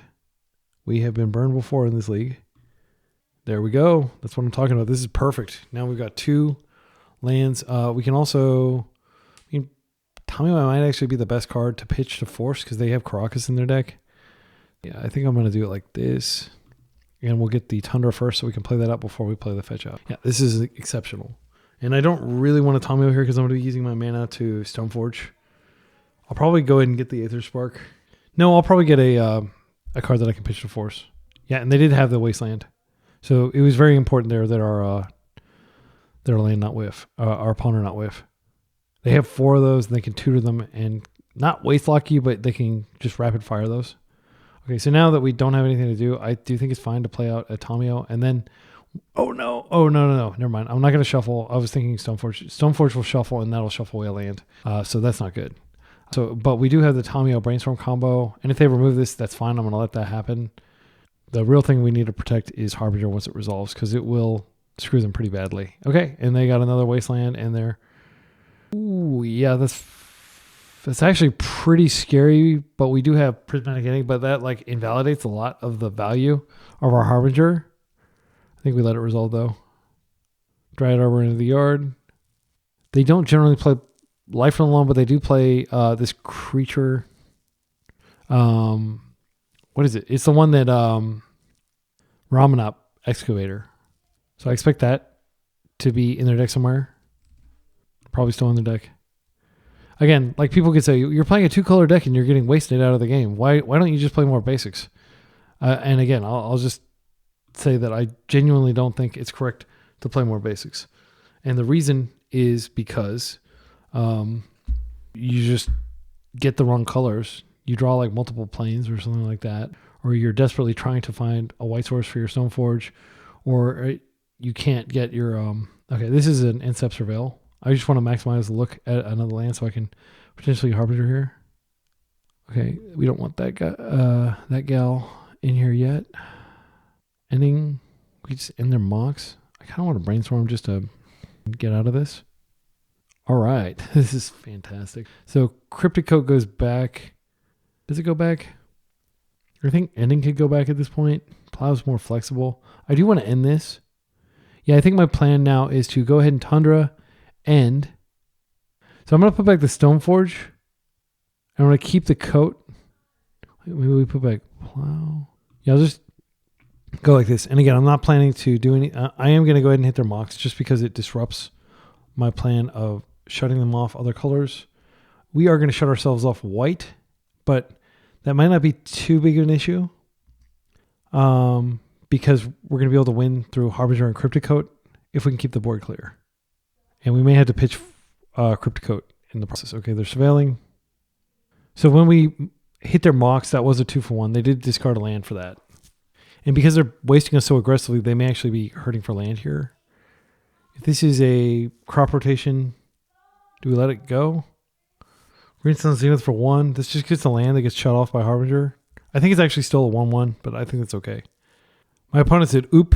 I think they misclicked and didn't get their land. That's pretty brutal. In the current situation, like I don't think Harbinger actually accomplishes that much for us. Kind of tempted to just... No, we're going to go for it. I'm going to go and get my basic island. Just in case the game goes on long enough. They remove this and they remove our other one. I can't imagine a situation where that happens. I'm going to go ahead and just Harbinger here. All right, and we have a Plow that is probably dead unless they remove this. And... we need to draw another card so that we're not subjecting her to vulnerability of, gosh, I don't know. If they find a plains, it doesn't really matter. Yeah, they just scoop. Okay, cool. That worked. Yeah, and them having that 1-1 wouldn't have been of any consequence. It wouldn't have been a force, I don't think. I think it would have just been a 1-1 island. I'm not actually sure how that works. I think Daze is even worse now, and I'm kind of tempted to bring in Force Negation. Even though it sucks, it's like pretty bad to be going down on cards against them. I just have like zero confidence in Daze doing anything. We got lucky that game that it would have even been on. Again, as tempted as I am to bring in Grafdigger's Cage, I do think the fact that it stops our Cryptic Coat is an argument for not doing so. And that is kind of like a nombo in the deck, by the way. Like, but there's not really a good... You could put like Relic of Progenitus or something like that. I think those cards are pretty bad. I don't want to mulligan this, but I think this is a mulligan. Again, for a 19 land deck, we should expect to get more land than this. But this is just variance. Let's mulligan. Okay, and now we're getting way too much land. I'll keep this. I'm going to put back... I do want to fill up my yard, so I'll just put back the plains. I guess I could put back the Tundra. No, I'll put the back... All right, Prismatic Ending is pretty damn good against their deck. Like, the big card that we haven't really seen, I did get rid of it the first game, is Elvish Reclaimer. I think Elvish Reclaimer may be coming out right now. I will be grabbing a plains and ending that. Green Sun's needed for 1. Okay, that's fine. They're ramping a little bit. Now I'm going to go get a island and I'm going to ponder. And I'm going to respect the wastelands here. Okay, that gives me Volk if I need it to be able to Prismatic Ending for 3. And the main reason, even though I've got all this land, that I'm still getting basics is just good. I don't want this Delta anymore. I'm cool with this. If we can get this in, this is going to be good. Again, I may have mentioned this many times on my channel, but if you have Harbinger out and they play a Merit Lage, like a Dark Depths, it doesn't have any counters, and if they can remove your Harbinger, then they immediately get the Merit Lage token, which is pretty scary. Okay, so we're going to be ending this turn cycle. I feel pretty confident about that. Stage into the yard. They got 4 mana. What is this? If they get something like a Knight, then we just have to deal with it. Like, we can't really play this into a board that has lots of stuff on it. It'll just get outclassed. And also, we're never going to have access to a third color when she's out, so we're never going to be able to Prismatic End. Okay, this... Now we have 2 things to target, but I think this is the higher priority because this can go get the basic plains. So I'm going to go with this plains, and then we're going to plow. Or actually, I'll end. They could have like the surveil thing, or the ability to phase it out. They don't have 4 mana up, but they could have crop rotation. Okay, they didn't. Right, we're going to pass. Look at all the cards they've been able to deploy so quickly. But the good news is their deck does run out of gas. And once it runs out of gas, you get kind of like a little bit of a break. All right, so here I think we can ponder first. And what I'd like to do is decide whether I want to use the Strand or the Tundra. I think these cards are mediocre. Yeah, I don't need either of these. I don't need to fix my hand. Wasteland doesn't really help us if we're about to take over the game. That's an unfortunate rip. I'm just going to play this out, and I am going to go ahead and end this here.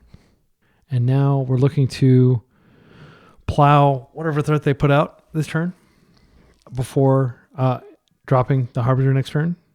And we might be able to get a Surveil before we Harbinger to maybe get like slightly better draw. I wish I could cut them off green, but that's not in the cards. Endurance would be annoying, but we can plow it. So yeah. Okay, we got the Volk. This is pretty bad. Now I really want to brainstorm. I think what I'm going to do... Gosh, I really don't want to draw bad cards from here. They could just Endurance, or they could do a number of things. They could float a white. I think I'm going to go for it. And then I will have the ability to Surveil if they just remove it. Huh, what could they do? Oh, they could float white. Then they could Dark Depths.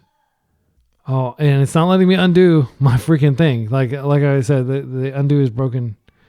Yeah, let's just play it. And then if they interact with it on the stack, like float white, then I'm going to go ahead and float white myself. Because they could Merit Lage.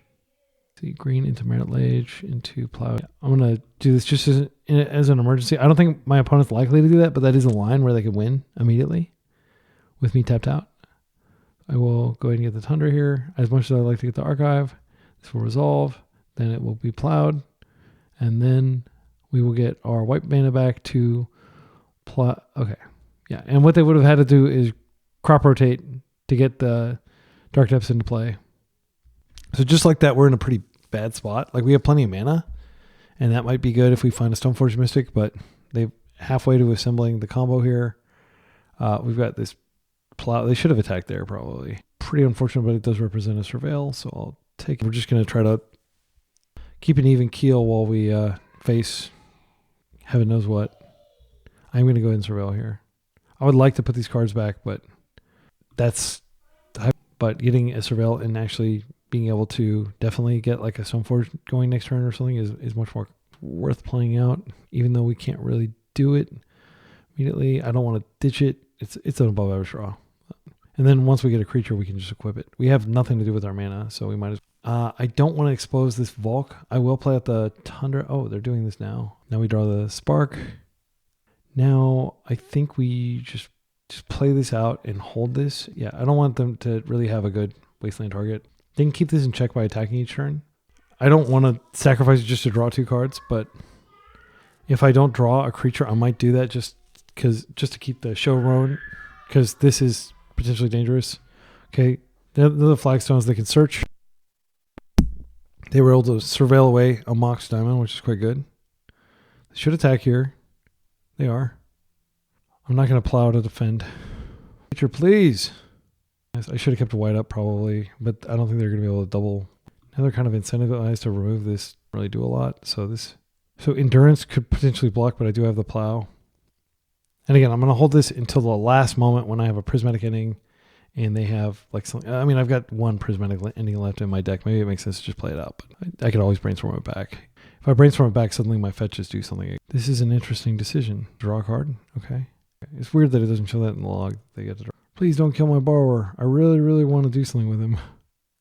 Borrower is really good in that it's a threat. It's also a pretty clean answer to Merit Lage. Knight is fine. We need to be very careful because they play this card called like Legolas Quick Reflexes, and that is just absolutely devastating if they are able to do that with Knight. So Green Sun for 1. Okay, so my instinct is this could be that thing that can sacrifice to give Shroud to creatures. I'm going to go ahead and just plow now. And I would have loved to have held that, but we're going to be able to draw 2 cards this turn. Okay, they got a Reclaimer, but they might have gotten the other card instead had I not presented something that did that. So now we're going to come in and start drawing cards. Oh, such a good draw. I'm going to go ahead and attack and draw first, though, just to see what I do, so I can make efficient use of my mana. But I almost certainly want to just remove it, because that represents them being able to go get Dark Depths. Taking 4 here, got tons of life. We're going to draw 2 cards. This is the first real appearance of the Aetherspark. That's good. So good. Brainstorm, please. Find us a fetch. Okay, this is basically a fetch. So what I can do, I can put this back. I could put this back. Now I can Stoneforge. We can go get another thing. And I've got Force Up and I've got Murktide, but I think I'm going to wait a turn on Murktide here because I do want to get rid of this. And we'll just go get our coat back. And we got our Shuffle. Lion Sash is fine, but it's not a pitch to force. I'm so tempted to just jam the Murktide and make them have it, but no. We're going to play carefully. Also, this now, if they get rid of this, like we can just Cryptic Coat and then equip, and Cryptic Coat is even more difficult for them to deal with. Got so lucky they didn't draw anything. Yep, and feeling very favored from here. Drawing on Spell Pierce, which is a pitch to force. I think what I'm going to do here, I'm just going to keep Coat up, and I can keep Force up, and could Murk here and just put like serious pressure on them. I think I'm just going to draw 2 more cards. And we're going to be doing this several consecutive turns. This card is insane once you get it going. We've already gotten 4 cards off of it. The second force. We didn't use one of our Cryptic Coats. We can just go get a coat. I think what I'm going to do is I'm just going to get a coat and then we'll have double Force Up. Do we still have a coat to get? Okay, we do. That's good. And now I'm just going to play a Murk. And now we have Pierce and double Force Up. So we're almost certainly going to win from here. 1, 2, 3, 4, 5. Like, I'm trying to imagine what cards in the deck could really do much here. If they are able to get... Yeah, that's it. I was going to say if they were able to draw Dark Depths, then they could potentially make it, but we still have so much momentum that I think we could just chump for a few turns while we're attacking with the Cryptic Coat. So we're 2-1. These have been grinders. My goodness, this deck is not giving us easy wins, but that last game felt very excellent once we were able to establish control. Even though they were able to deal with our Harbinger, we were able to get across. See you in round 4. Round 2, we're up against a likely Moonstompy player. This hand is not keepable in my opinion. It's just too much mana intensive stuff. This is fine. I think Merc goes back. We can fetch an island if we need to. We have a force for an initial card that they may deploy. I like the Wasteland because a lot of times they go all in and they're like depending on a single Ancient Tomb to really be able to cast their spells. And yeah, it's definitely Merc that goes back. Merc is always like the card you put back early game unless you need a blue card to pitch. Okay, so we'll play this out and we'll pass. And we'll just get more information. If they broadside, we got Plow. If we can daze, we'll... Oh, never mind. Just on the complete opposite of what we thought they were on. So this is a surveil opportunity. They could be on Stifle Knot, though. If they're on Stifle Knot, we can just force, but then they could daze. I mean, this is like Stifle Knot vibes right here. It's the most common blue-white deck. I think I'm just going to wait and see what I draw. Okay, another force. Well, I think I'm just going to go ahead and get the Tundra here, and I'm going to try to stone... Or maybe I'm going to get the Tundra. Yeah, and if they waste me off, this is a bummer, but I'm going to go ahead and get a coat so I can force pitch twice if I need to. They're forcing... They may be afraid of Caldera, which isn't in my deck. Yeah, I'm going to force back, and then I'll just get the Caldera so I can force pitch again. Hope they don't waste me. We just 2-for-2'd each other, but that was in service of what they're doing over there. I suspect they have some removal. I just want to get some forward momentum here. Island. Okay, that's not a Wasteland. That's good. Brainstorm is fine. They're going to be able to get a perfect Brainstorm here. They're fetching. This is basic plains. I'll be stunned. But, oh no, I won't be stunned because we got a Wasteland out. I suspect that's the most likely thing, and then probably just a Plow. Oh, are they playing mono blue? My goodness. Tomio, well, that's fine. We have an answer for that. Yeah, that's a great rip. This allows us to develop both. Hit here, and we'll just chill. Put this in later. If they give us something to force, then we won't want to put it in. But they'll know that. They could be on a mono blue strategy, which is a bold strategy. Cotton. I don't think that it's correct to play mono blue by itself without like having access. So we're doing this in the end step, so we don't have to worry about them playing sorcery stuff. They could be on like some sort of Omnitel strategy. All right, I think we just hold up force when we start beating face. Is my strategy? Am I thinking here? We're locking them off, being able to do stuff, and I don't want to risk pondering just to find like some other, card that. I mean. Yeah, we only have one blue source, so I can't like bounce this back to hand and force. That is often like something you want to do. By the way, the card under here is Prismatic Ending, so it's not going to be helping us. They've got a lot of land. Snap for a Brainstorm. I think we let this happen. I'm not going to 2-for-1 myself. Like, we're going to be able to keep attacking in. That's the important thing here.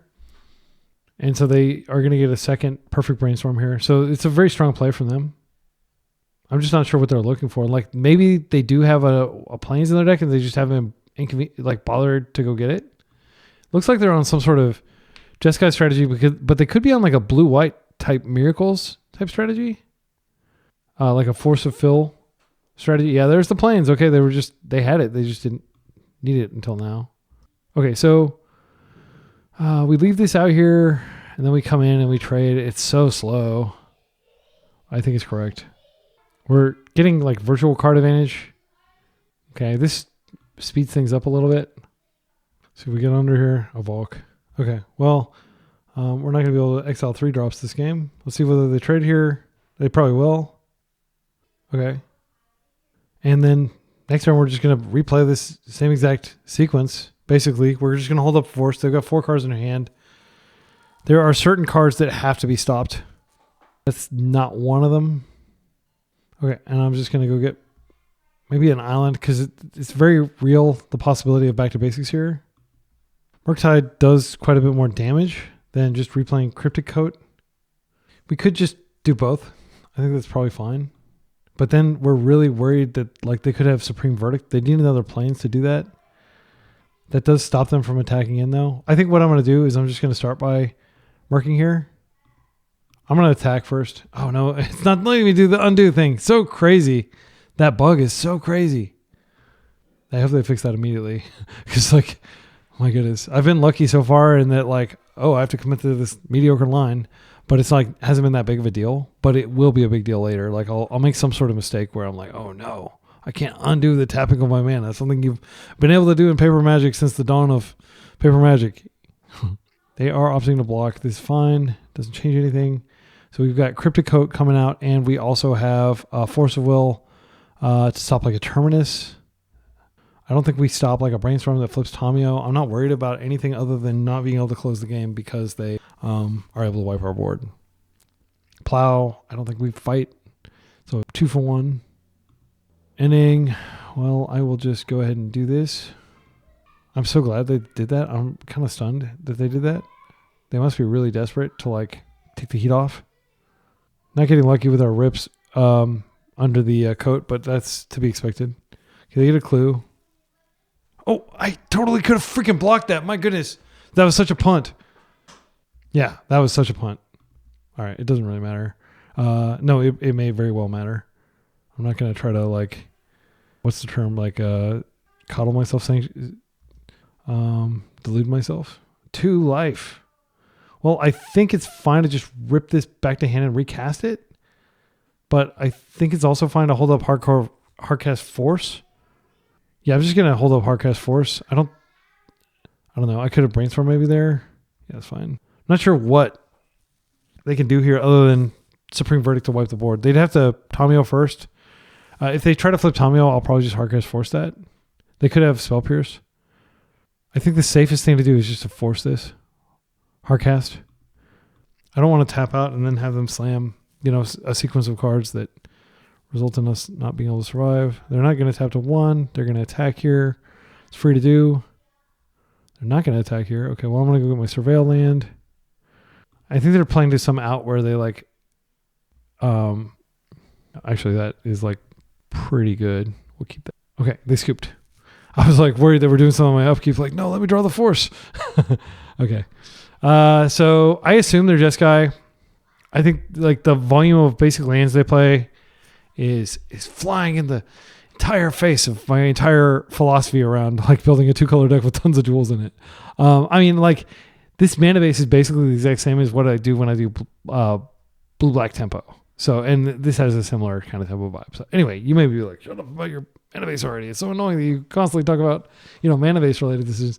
I think Hydroblast, I mean, they didn't actually show us red though. So I think I save it for game 3. But I think Daisy's going to be bad. So I think it's probably fine to bring it in.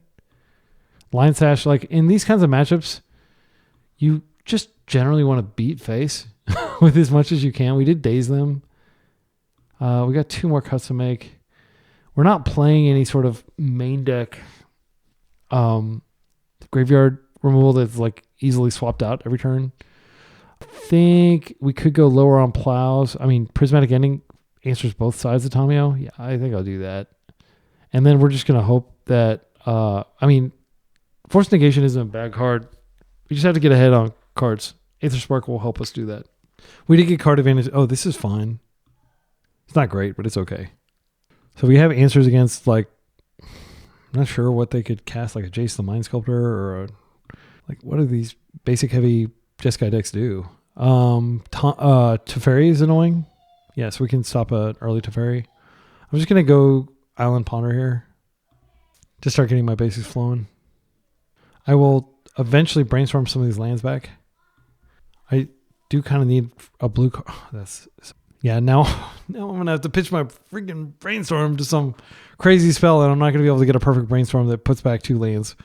Yeah, when you draw this many lands, like you need several brainstorms to fix your hand. Like Wasteland's probably completely dead in the matchup. Oh, never mind. We are going to probably be wasting that. And if they like go get Volk or something like that, it's so good for us. All right, Spell Pierce, I can get behind. Just wait a turn. We're probably going to draw some more lands in the meantime, unfortunately. Okay, blue floating, what are you going to do with it? Brainstorm. I mean, we could deny them a perfect Brainstorm. They could be looking for lands. Yeah, I'm just going to 1-for-1 this. Because like, if they didn't have this land right there, I wouldn't think twice about it. But one way that we can get ahead is just getting lucky, like wasting one of their lands that they greedily grabbed when they could have just played on basics. I mean, their deck of all decks can probably play on basics for like, I think they showed 5 basics last game. This is, I mean, they could very well Spell Pierce us now. But like that, I'll pass. I don't expect them to have like Hull Breacher or anything that stops us from cantripping.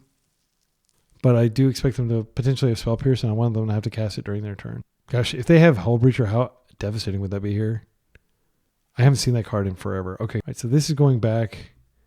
We're going to Surveil here. I'm just going to get the Surveil out of my deck. You do not want to top deck that card. That is really annoying when that happens. That. Why did it have to be that card that I wanted to get so bad? Fine, I'll draw you. My goodness. It's like a homing missile for my hand. Okay. Except for during game 1 when I couldn't draw one to save my life. We've got Hardcast Force Negation up. I don't like just doing nothing though. I'm going to start with a... Actually, I can just put it back. I'm going to start with a Brainstorm. Okay, great. Great, I guess. More lands. Sure. We'll go ahead and do like that. And this Aetherspark that we don't want in our hand is in our hand, but I think we just have to chill for a turn because I want to make sure I've got Spell Pierce mana up and that I've got a blue card to pitch to Force in case they do cast a Jason the Mind Sculptor, which is not a card that should be on your radar, but it is a card that people play because not enough people play Pyroblast. I guess I'm not playing Pyroblast, so I'm better than myself. Okay, so we're just going to go to get our basic planes here, shuffle our deck, get rid of the many lands that are all bunching up now. Okay, Force is not terrible. Now we have a question. Do we want to just sit and do nothing? They could Snapcaster and potentially attack our Aetherspark, but it's not that big of a deal. Yeah, I don't like doing nothing, and Aetherspark at least is something. The alternative is we could have a pretty juicy Merc here, and we could also, I think I want to ponder here and just see what we get, and then we can hold up Force Negation if we don't find a blue card. Oh, Cryptic Coat and Plow. I want to not do Cryptic Coat from hand. I want to find, okay, this is fine, because I can hardcast this instep and then Aetherspark and get some counters on it. I think that's okay. So we'll Force Negation if the situation calls for it. If not, we can just instep Borrower. Borrower having Flash. I mean, this card is just an exceptional card in every respect. And I see people not playing it in their blue decks, and I wonder why. Why not play it? So good. All right, here comes Stock Up. Oh, Snapcaster. Snapcaster for Brainstorm. I think if we just let this happen. So they're going to be able to Brainstorm. They're going to be able to get a perfect Brainstorm here. But, like, I didn't want to force. Maybe I should have. I don't know. They have a body now, but it doesn't really matter. As long as Brazen Borrower is on the table, they're not going to be able to attack my Aetherspark. There's a mountain. Okay, so we're vindicated for bringing in the Hydros. I would be stunned if they don't try to jam like a, Back to Basics or something on us with all these basics. Like, Back to Basics is a terrible card, but people insist on playing it. And instead of playing it, just have perfect mana and be happy that you have perfect mana. You don't have to put bad cards in your deck. But it feels like it's a really good card when it is actually good. Okay, this is 4th. So we are going to interact with this. I think the simplest thing to do is just attempt to negate it. And that's a 1-for-1. And then Force pitch Brazen Borrower. I think at this point it's fine to grab Volk ourselves and make them think about Hydro or Pyro, even though it's not actually in our deck. And I talked a little bit in the deck tech about why that is, but I think this is just, if we can 1-for-1 here, it's fine. They're forcing, and now I don't think that we win in the world where this resolves, so we're going to borrow. At least they can't pierce it back. Okay, so that's stopped, but we don't have anything going on here. And we can't just play out our Aetherspark or it'll die. Yeah, it was pretty important to have both of those forces because we would be super duper dead. Aetherspark can hook on to Tamio here. I think what I'm going to do is I'm just going to Tamio and I'm just going to end this. Like, it feels super sclerotic, but ending is not a great card against them. It's only in our deck because there are like other great cards that we don't have access to. I think actually I keep the red up just in case I do have to end a back to basics later. But I just want to kind of clear the way to the extent that we can for Aetherspark to at least get on Tamio and get loyalty through equipping. I definitely could have, holding up a plow there, I don't think it's necessary. If they just do something crazy here, I'll be sad. Like if they, gosh, what would they do? A Flame of Anor? It's annoying, but it's a 1-for-1. They didn't have the wizard. I'm really glad I got rid of their wizard. They would have drawn 2 cards there. They're down to 1 card. This is where usually value decks start to take over from Jeskai when Jeskai's down to like 0 cards. This last card could definitely be a Spell Pierce. This is in, equipping to nothing, and we are passing. We have lots of interaction up. I mean, like, I feel pretty good about this. Oh no, what is this? Another snap? Flame of Anor can actually do 5 to this. If they have another flame, that would be pretty bad. Okay, well, it's a 1-for-1. Wait, they screwed up. How does this work? To target creature? Oh, they drew cards. Never mind, they drew cards. They didn't screw up. Sorry. I was like so happy, and then I realized, oh no, they actually used the mode that makes sense to use here. Okay, so I don't know how they get rid of this other than like a Teferi bounce. But like if they get Narset out, that's pretty catastrophic because we can't use the minus ability. Okay, this is the freaking, because they're going to be able to kill this and draw a bunch of cards. Yeah, I'm not going to play this out. Point in it, they've got 3. Okay, we'll play it out. We've got plenty of time on the clock. They're going to kill this. All attack. They can't kill it up straight up, or else they don't get the Monarch. We don't have any hasty things that can take the Monarch away, though. So they're going to attack us for 1, and they're going to take 2 loyalty off this. Then we'll be able to plow, and I'm not sure how we're going to get out of this, though. 2, okay. They just took 2 loyalty off it. They can kill it next turn. They draw a card. Their card. We need like a Stoneforge stat. Okay. No. I don't want to equip yet. I want to equip after I've played this out. So now we get Cryptic Coat, and we have Force Pitch, and then next turn we can put Cryptic Coat in. I don't think it's right to get the Sash and target their graveyard. Yeah, Coat it is. Now we just plus on this, and next turn we can start attacking. So we can block 1 and we can plow 1, and they can't attack our thing. We're at 9 though. They could just decide to send in. Sanctuary to buy back 4th. Flame. They don't own a wizard, or don't have a wizard in play. That's fine. Wow. Thank you, deck, for giving me Stoneforge in a deck where we're probably 10% to win. But I guess I shouldn't complain. Okay, and then they're going to be able to flip this. So this is a force here. Sadly, we have to force their flame.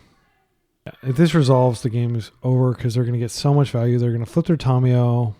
They're going to stop our creature. Now we're back down to 0, basically.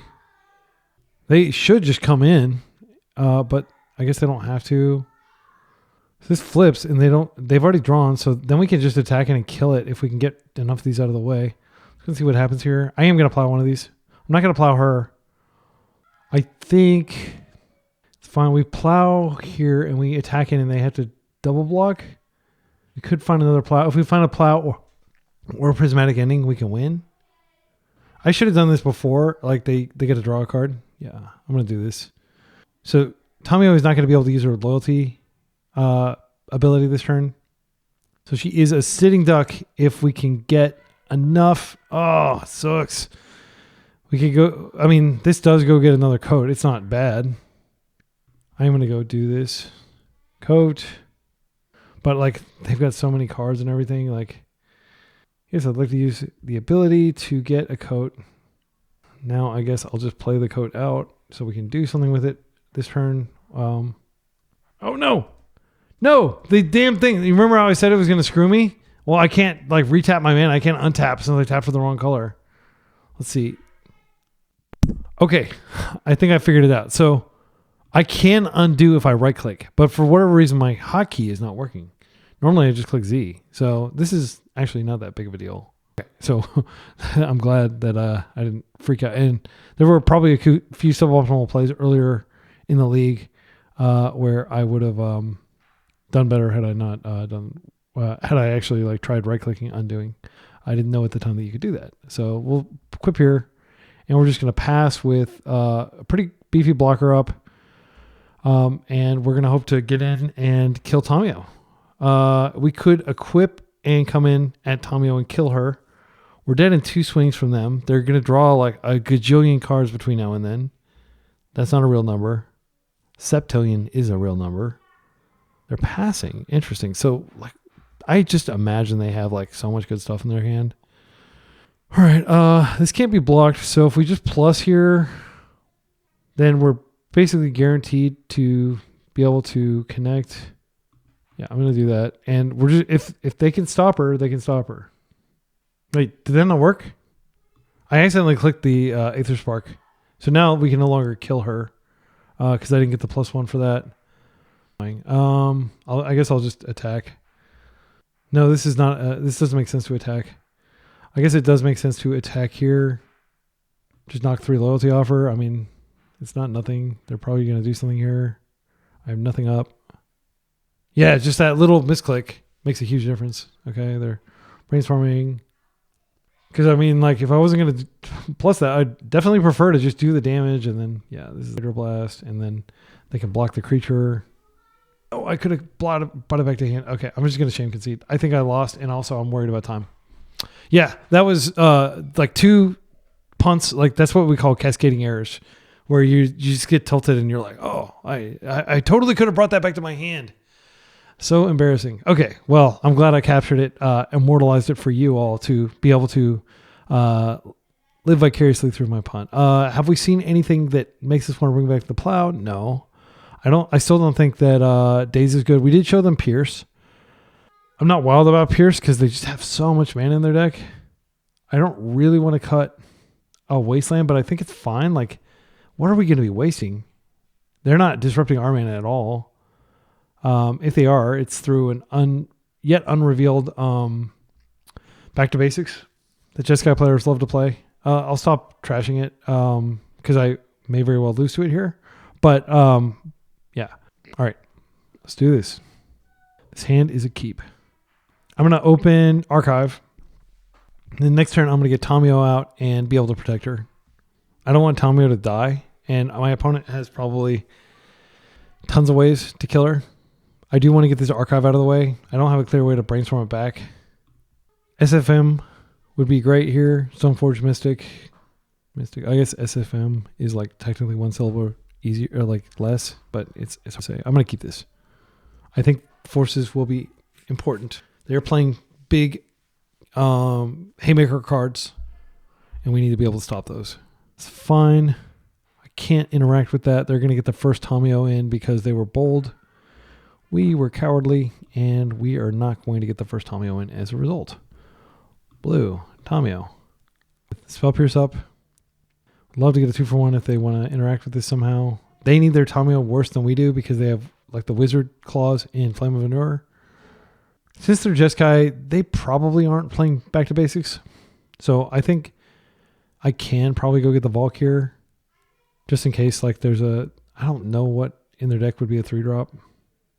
I will Pierce a Brainstorm to flip here. And then if they want to fight over it, we can see how badly they want to fight over it. But Force Pitch Day Ponder wouldn't be the worst. Okay. Yeah, that was just a 1-for-1. But our Tamiyo is still here. Now we have the ability to flip her. I'm going to come in for a hug. And then I'm just going to chill with Brainstorm around Spell Pierce. And we'll see how badly they want to kill our Tamiyo. All right, they are not playing on basics this game. I still stand by my decision to take out the Wasteland. That wouldn't be phenomenal top deck. No, it would be okay, though. I'll probably have basic here in a sec. Tamiyo comes in. I do think we cracked the clue in step. Okay, here's the Flame of Anur. They're going to get 2 abilities out of this. Sadly, they're going to draw 2 cards. I think I'm going to actually force this, and I'm going to keep the Brainstorm around. If they force back, good. We get the card. That was a pretty unfortunate. Yeah. Having a 2-for-1. Wasteland does come in, and I think we just go to white.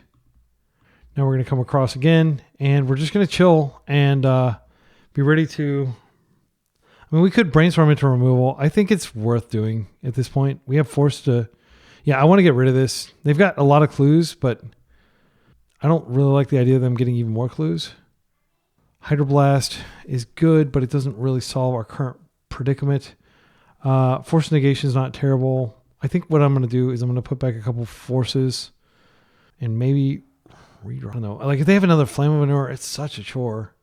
All right, let's plus here. I mean, I could brainstorm and try again to find a plow.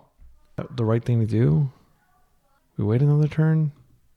Yeah, I'm going to go get a Volk, and I'm just going to, if I can find a Prismatic Ending or a plow, of which we have 6 total hits in our deck. I don't like just throwing brainstorms out willy-nilly early in a control mirror, but I feel like it's correct here because this is just going to get out of hand. Okay, Spell Pierce is not bad.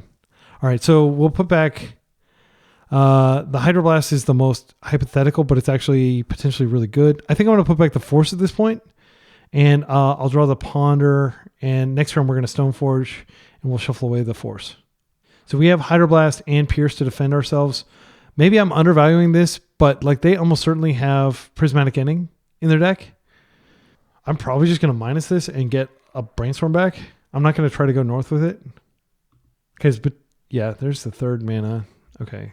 So now Hydroblast is important, whereas Spell Pierce would not be as important because they still have a way to work around Spell Pierce. And if they Brainstorm to Flipper, I guess I could race. But they can regrow the Flame, which is real chore. Real chore, real bore. I'm not sure why I keep saying real chore. Chore is like doing something, not clean the toilet. So we're going to draw this Ponder. I would like to find a land. I'm just going to go ahead and... I think I'm fine with like making them think I have Pyro in my deck. Cracking a Clue. Okay, that puts them out. Like Spell Pierce is good now. I'm going to go get Cryptic Coat is the best here. Spark does equip, but yeah, I'm going to Coat. And I said I was going to go get something. Maybe I just get a Force back. We have so much stuff in our hand. Yeah, I think it's fine to get a Force back. Just immediately get value in case so we don't have to freak out if they Prismatic End. We've got 5 minutes to close this game. I don't know the Coat can do it in time. I'm just so embarrassed that I didn't retract my Coat when they blasted it last game.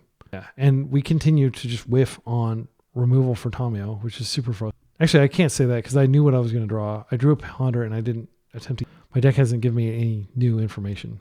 Okay, Tundra's back. Clue Crack. They could crack another one and they could Flipper, and I'm fine with that because I think I'll be able to find a way to deal with her. They're going to plus here. They've still got 1 clue up. 6 cards in hand, so we're practically even in terms of permanence. All right, Force Negation is not terrible. I'll go ahead and plus here. I want to find a land pretty badly. I feel like they've been making their land drops and I haven't. Prismatic Ending, please. Okay, I didn't find a land. I'm just going to take it. I'll cast it.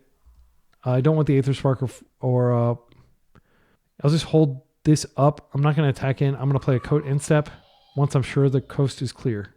And this clue will get correct later. Now that I have more mana, I should be able to take advantage of it later. 4:49 on the clock to their 10. Do I want to protect this? She's already given me value. Think it's fine. They could plus here and we can attack with the Coat. I mean, I could just... Yeah, I think I'm going to let it go. They could snap it and they could do other stuff with that now that it's in their yard, which is kind of irritating. I mean, I could be playing Snap myself. A lot of Stoneforge decks do play Snap, but I don't think it's that great of a card right now. Okay, they are regrowing Flame. So now I can just attack and kill.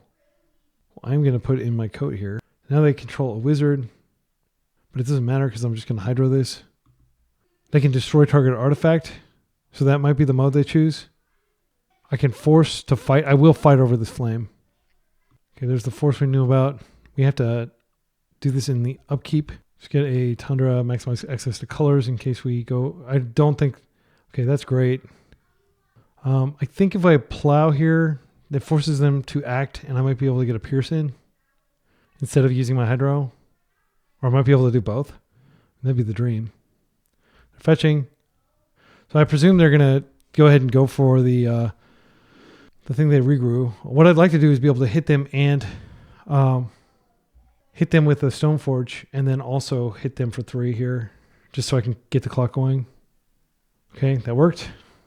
I think that they got rid of their card a little bit too cheaply here. I'm going to attack them, and I'm going to attack. I think they could have done more with Tamiyo.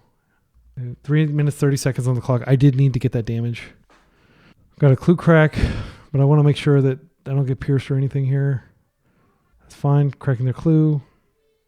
Blue for Tamiyo. Do we want to do this again? They can. We're going to do this again. Okay. All right. I'm going to attempt to cure. Yeah, I want to get the card. I'll force if I need to. They can't retract this anymore. Okay, I got the spark. That's good. Now we're going to take over with the spark. White, blue, spark, undo. Okay, activate. Spark. Spark is in. Let's go ahead and plus here. Go ahead and go to combat. We have tons of counters on the spark. They're going to need to get both of these gone. And I'm just going to chill and pass. They're at 11. Next turn I can start drawing. Fetching. Give me some of the pierce. Sanctuary, putting flame back on top. Yep, that's what they're going to target. I can't F6 because I've got like tons of interaction in my hand. I feel a flame coming on. I can feel the heat. I mean, I was just going to pitch the ponder here, so I have 2 points of interaction. I can't let this resolve. And there's the force. Force again. Okay, they're probably dead, but like I've got 2 minutes and 29 seconds. I'm just like freaking out a little bit. Low flying panic attack. I'm not making light of real panic attacks, by the way. So I think we start by attempting to draw. See what we get. Okay, another Stoneforge. I'll just play it out. We'll get another Cryptic Coat. Okay, I'm going to play out a Wasteland, so I have a land. They do only have 1 white source. This cuts them off the potential to, cast a Supreme Verdict later. Okay, they're adding blue. That's fine. I'm just going to come in for a hug with everything. That's fine. Cracking clue.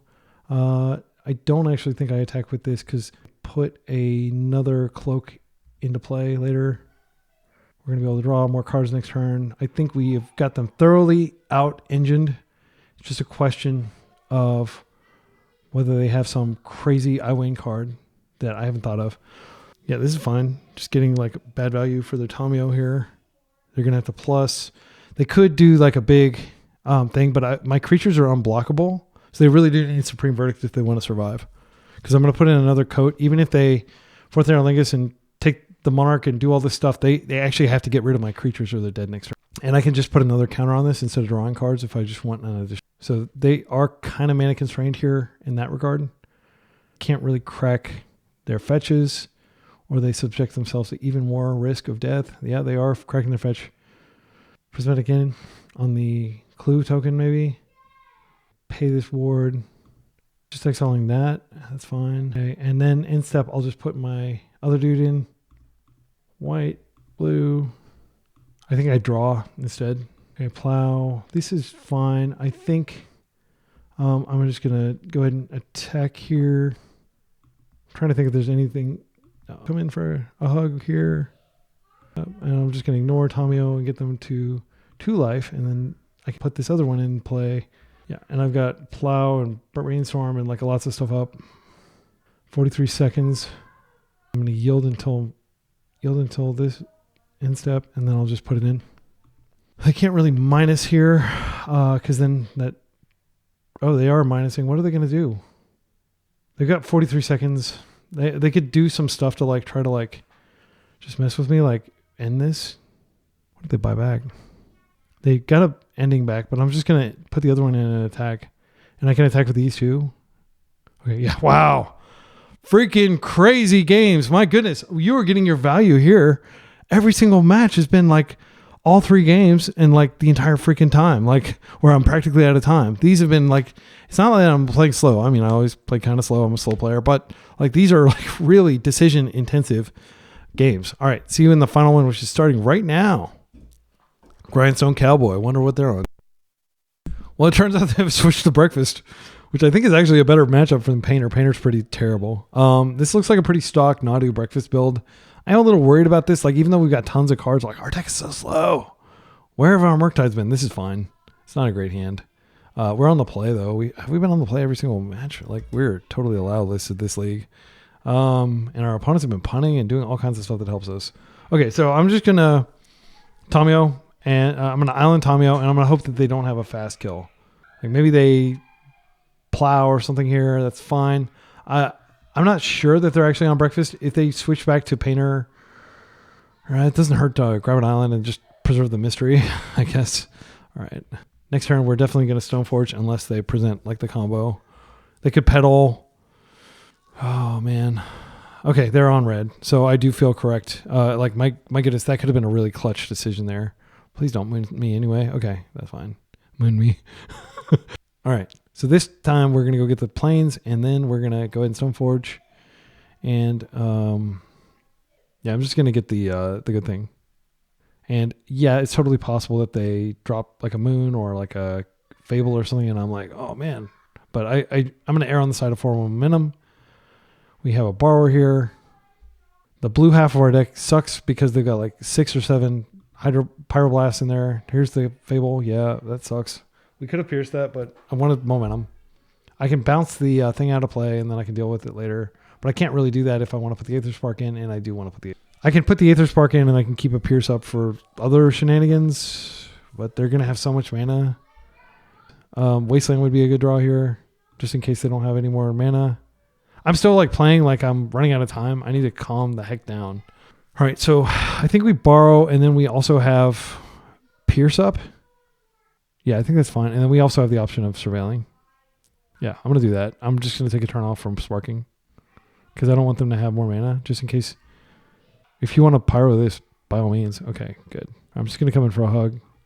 We are going to need to figure out how to deal with the flipped one, but we do have like literally 7 removal spells that can deal with it in our deck. And another Brazen Borrower too, if we want to go through this ordeal again. They pitched a City of Traders. There's a Grindstone. I mean, this is the card that I can actually interact with. I can't interact with the other one. They've got one floating. Yeah, they can just tap. I'm not going to bite the bait. Mox Opal. Welder. That's bad news. We still can't interact. Okay, and that's it. So I'm going to go Surveil, I guess, since they didn't give me anything to pierce. Brainstorm is an above average draw. We don't have anything to shuffle stuff back with, but yeah, sure. All right, so let's go find removal, shall we? We do have pierce up if they pyro here.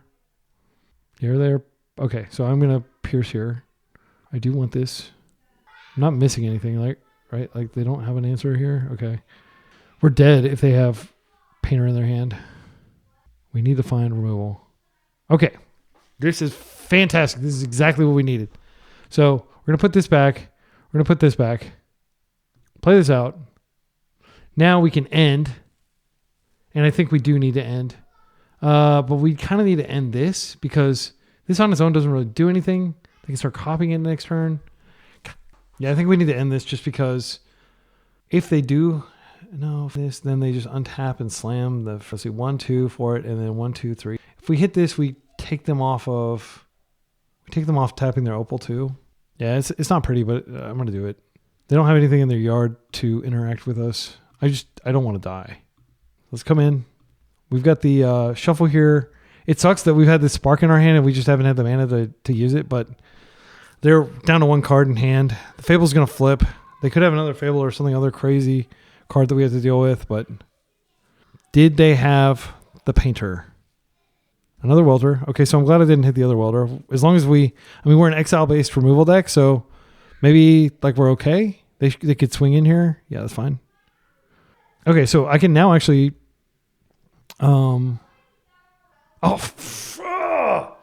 Sorry, I almost said a swear word there, but I don't ever do that. What I think I'm going to do here... I was supposed to shuffle that. That's what that reaction was. I've got another land on top. I think we just go ahead and just play it out. I mean, it doesn't do anything. It does give us Prismatic Ending for 3. Yeah, I really needed to X card there. I don't think playing out this does anything right now. So my instinct is go ahead and spark and then just equip it to the one that hasn't attacked in, so we have a little additional toughness. It's not... Or we could go get... Yeah, I think we're going to want to go ahead and just spark here. Oh, wait, no. I mean, that's not what... With the right click. Okay, there we go. Yeah, so we would have gotten a fresh card, and that may have been of great consequence. It might have just been another land, but... Okay, so now I'm just going to go ahead and fetch, I guess... I don't really want to play this out. Like, oh, maybe it does make sense to play it out. Maybe I'll regret not playing it out. Now our opponent knows our entire hand. Go white. And we're going to just put the spark in. And we'll go ahead and equip it to here so it can't be attacked. And then we'll start drawing cards pretty soon. It'll be a couple turns. But now we have a 2/3 stout boy, stout gal that can like jump in front of these. Still pretty screwed if like Fury would be good here. They could Fury and then they could attack. They could actually cast it. No, wait. They don't have as much mana as they seem because Opal's off. Copying Welder is pretty weak play. Pyrogoy for something like that is fringe playable like in their... Oh, no. Yeah, that does kill their city, but like this, if they're just chilling with the painter in hand, it's really bad for us because... Yeah, let's think about this. We need a wasteland. Thank you, deck. Thank you for listening for once. Okay, so I think what I'm going to do is I'm just going to waste this now. I mean, that's going to happen either way. Just reduce the number of decisions I have to make. Overloaded brain after an extremely long league. I think we come in, and then we have the ability to drop the coat, and then we can equip the coat to that, or we can equip to the coat. I am going to come in. I need the damage. They can double block and kill it. It's okay if they want to do that. Okay. They're going to copy this. That doesn't change anything. They're just going to block with the chump, but I still get the counter. They're going to save some life. So we get the spark counters. Do we want to draw? Because we could draw like a plow. Okay, that's not super helpful. I think Tamio is best cast. Then we can just Cryptic Coat if they attack for some reason. They may decide to get aggro. They know about the Cryptic Coat though. So that one dies. Gosh, that wasteland. What a freaking draw. They topped a land. That's really good for it. Okay, they're not attacking. Right, let's put in our creature here. Well, no, I can equip it and I can draw too. There's nothing I can do with that mana. It's fine. I'll have clues soon. Man, an embarrassment of riches. My goodness. I will play out this land. I just want as much land as I can get now.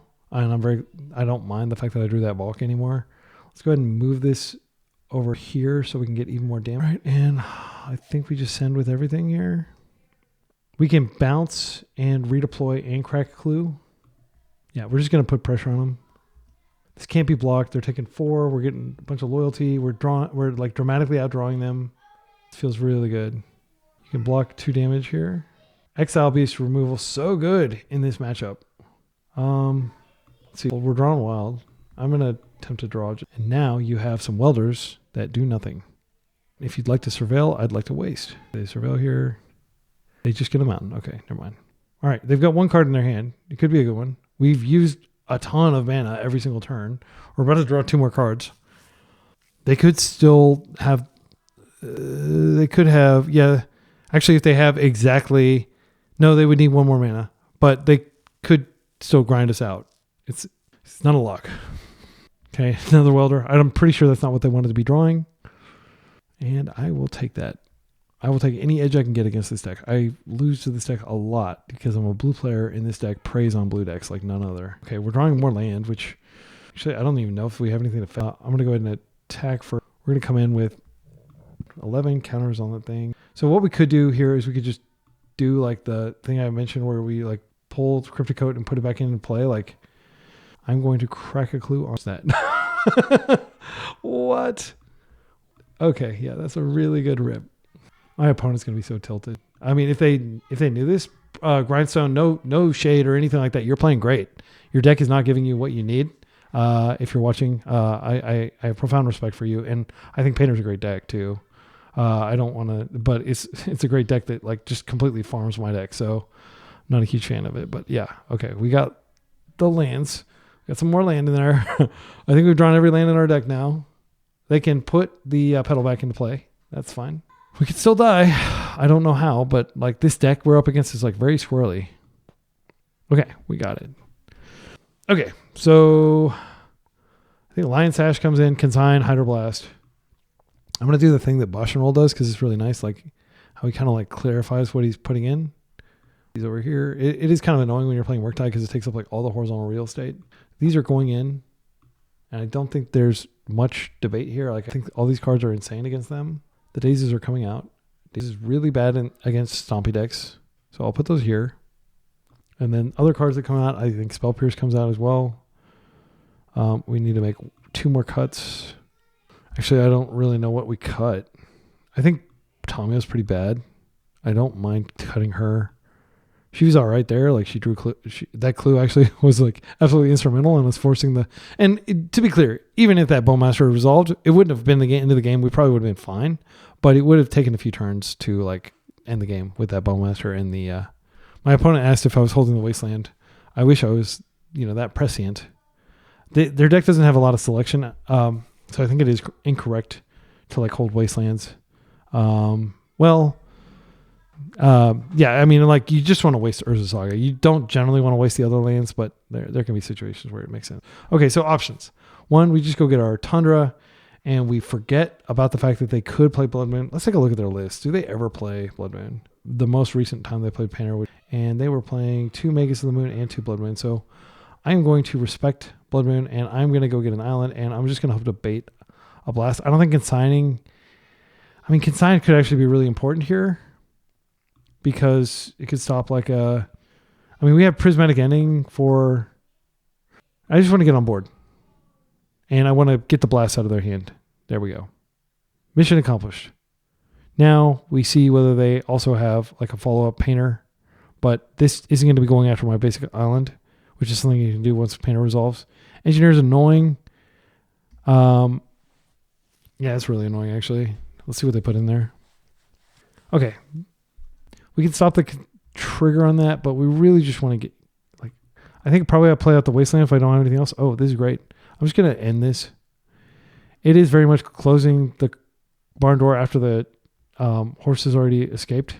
They have 4 cards in their hand. I don't think they're going to be eager to throw all those away. And this is just a huge liability the longer it sticks on the table. So they're down to 4 cards. I mean, we're winning in terms of sheer card volume, but they can reload. Okay, this is great because I have the waste. That is so bad for us because it means that they can just churn through their deck and they can create clues from this. It's really bad for us. We need another Prismatic Ending. Plow. Hydroblast. I'll take it. I'm going to hit this.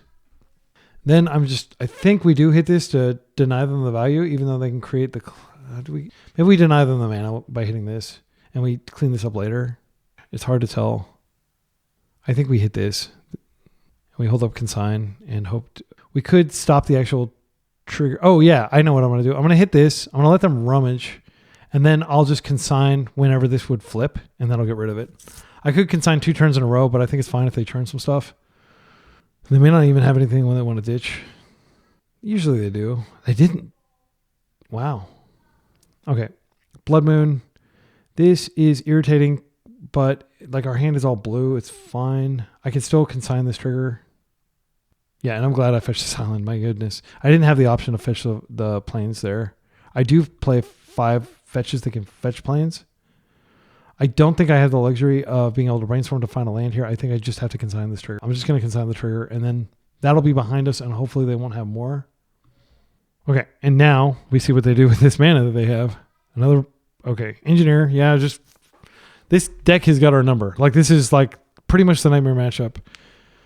Devour. So if they get that 1 card, they can give infinite power on this. We really need to wipe their graveyard somehow. We can't do anything here. I'm going to brainstorm and hope to spike. I mean, there's nothing else we can do here. We're just going to brainstorm and hope that it resolves. Okay, this doesn't help. Oh, Hydroblast actually does help. Check this out. It'll help next turn. We're powerless for a turn cycle, but then we can Hydroblast the Blood Moon. We don't need this much Cryptic Coat in our life. It's possible that after blasting, we get a window where Murktide, I mean, we have another Hydroblast for their, like this double Hydroblast hand is really good. If they have Pyroblast or if they're able to infinitely kill us this turn with the Witch thing. Yeah, we got really close though. These Hydroblasts would have been good. Okay. So we're definitely fighting uphill. I think this is like probably like a 30-70 or maybe even a 20-80 matchup, like in general. But the fact that we have exile-based removal does make it a little bit better for us. I don't see any changes. Let's run it back. Allspark has been, or Aetherspark, sorry. It's not the same as the Allspark in Transformers. It's similar to the Matrix of Leadership. They're different artifacts from Transformers. This is a good hand. I think we just island, hold up Consign, and play it slow. We get Island Ponder and try to find another land. I don't think we're going to likely consign anything turn one. I am genuinely worried. They have like 4 moon effects in their deck. I do think we need to island and try to find a path to a basic quickly. They can just explosively put a Blood Moon effect in immediately. Wasteland is pretty good. Murktide Regent we don't need, but we are going to get a shuffle. So what I like to do here is we can waste. Oh, I screwed up. I could have put the Murktide into the yard when I archived next turn. Oh well. Actually, I still will. Because I'm going to get a draw step, and then after I get that draw step, assuming they don't blood run us immediately, then I will... yeah, okay, great. And they're not doing what I was afraid they were doing, which was Urza Sagaing. Grindstone is okay. We have Ending. They could just like go totally turbo on us, which would suck. But I'm going to hold up Consign here. Okay, and now this goes into the yard. We'll deal with you later. Murktide saved us a Ponder. I don't want to Ponder here. I do like want to be able to Consign if they just have, you know, the Painter. That's good to know about. Do you have the Painter? They do have... Oh, that's also something I want to consign. Yeah, I'm just going to cast it. I'm not going to mess around with this. It's one of those cards that, like, a lot of times it probably does nothing. I mean, it's, like, so terrible against our deck. It doesn't do anything without the other combo pieces. But our deck doesn't even use our graveyard. But, like, we still just have to kind of respect it. All right, Force is a pretty good rip here. I'm going to go ahead and get rid of this. And they're never going to have created a construct after all these games, which... Very good feeling. I'm going to get it. I'm going to get the Spark. Oh, wait. Sash. I think it's the Spark. It's slow, but we get it on there and we just prismatic end things for a couple turns. I'd say right now the advantage bar is like their side, like 60-40 right now. Maybe slightly higher because they can still just, you know, this is great. And now I'm very tempted to ponder. If I can find a Plains, I'll feel a lot better. That is not exactly a path to Plains. I'm going to go ahead and ponder here. If I can find a Brainstorm, that'd be ideal because I'd like to put the Spark back. Hydroblast, can't really pass up on that. They're really mana screwed too. So Wasteland is tempting. I think what we do is we take the Hydroblast now. We play the Misty out, and next turn we can... Yeah, we don't need this Force. Because I want to be able to Hydroblast if I can. And then I'll just draw the Hydroblast now. We'll play this out. And I am going to just get rid of it. It would suck for them to like just rip. Like now I don't have to play to the out of them just ripping. Painter. I've got 9 minutes on the clock, but I think it'll be enough. This is a Hydroblast. Sorry that I have to shuffle away that Wasteland. It would have been okay here, but I don't want to burn a Force. So we're going to grab another Tundra. Yeah, this is one of those cards that like just you really just have to deal with. Okay, Plows. We're just going to chill. We've got lots of interaction up. Not a lot, actually. If they Blood Moon here, we don't have anything up. But if they... Oh, no. Oh, okay. I mean, this sucks. Like, it sucks that it's a 2-for-1 across 2 turns. Like, we plow the guy first, and then we just end that. So we don't draw land or anything. Yeah. You know, actually, we can't end this because I didn't get my Volk. Coat. I think we're playing Coat. Yeah, this is something that they can blast. But we do get the card advantage immediately. We're off of Force, but now we have something we can do once we have Aetherspark that will quickly draw us cards. Okay, they're going to probably find a blast so they can kill this Coat. That's what I would do. They didn't use it. Magus is fine. That doesn't actually affect anything right now other than our ability to end, which we couldn't really end anyway. Lion Sash doesn't do anything here. Yeah, there's no option but to just beat in. We can recall this to our hand and recast it. And I'll do that in the end step. And I can also do that if they put like a must force card on it. Now they're going to be able to start copying Magus the Moon or other things that they potentially draw. Going in to attack us. We are winning this race currently. We certainly will be after we have like a larger army. Got a lot of chaff in our hand. Okay, Brainstorm. I think it's too risky because we could just whiff. I'm going to do another turn of this. I'm going to force this. I need this. Yeah, and I'm glad I did that because like we're back in. Oh no, we're not in. They had another blast. Okay, well, we need the spark pretty badly now. Yeah, and this is just showing like when their deck is just pre-boarded to destroy us. One mana, they can hit our lands, they can do everything. It's like nightmarish. They could block here. I think they just take. Actually, if I held it back, they could have just attacked with the actual Magus. Yeah, we're like totally cooked here. Ripping a plow or ripping a white source would actually be really clutch. The specific white source of the plains, that's the only thing I can think of that we could do here. They may have the ability to put like an engineer in play and start copying it. Like there's lots of bad stuff that happens from here. Fable is definitely bad stuff happening from here. Okay, well, we tried. Again, like don't beat yourself if you're like losing like extremely unfavorable matchups like this. Like we can hold back and see. I mean, this is like the difference between a 4-1 and a 3-2. But yeah, like the Aetherspark just not getting out. It's not having the mana. Even if we get it, it's questionable whether we're going to really be able to use it because we attack in, they block, they like double block or something, and then they can attack and kill our Aetherspark. It's a very well designed card. It's got weakness as well as strength. I still think it'd be better than Caldera. Maybe not in this specific matchup. I'm gonna let that through. I want to live the dream of getting a 2-for-1 for Aetherspark at least, even if it's them just copying him. Actually, yeah, we'll see what happens. Couldn't beat the first one. All right, land for Aetherspark. All right, let's try it. This is probably just gonna get removed somehow. It does have ward. I mean, it's not nothing. I genuinely think they're just going to double block here and I will kill Magus if I get a chance. No, I'll kill Reflection if they let me. They actually have to stop to read the card. What is this jank? That's what a lot of people's reaction was like. That doesn't seem that good, but it's actually really good. If you're like a Stoneforge player, you immediately see the value, in my opinion. Like it was immediately like, okay, this is going to be in every Stoneforge deck from now on. But is it going to replace the other cards? And I'm looking forward to doing the deck, like the post deck thing. And already I've got a lot of observations about this. First of all, that our Murktides are perennially in hiding. My goodness, we have 3 Murktides in our deck. We never saw them. I think the entire league, we maybe got like 1 or 2 out. They are in hibernation mode in their watery caves. The cards. So we're going to get to draw a bunch of cards, but it probably doesn't matter. We're going to take 6 next turn. Maybe like 8 if they want to be extremely ungenerous. Or, they can crack. Yeah, they're going to do that. Because we're going to take 8. So we get to draw 2 cards. If we don't draw like exactly plow, or we have to draw exactly basic planes, we can keep this back as a blocker. I mean, it is a pretty good blocker. I wanted to draw the cards.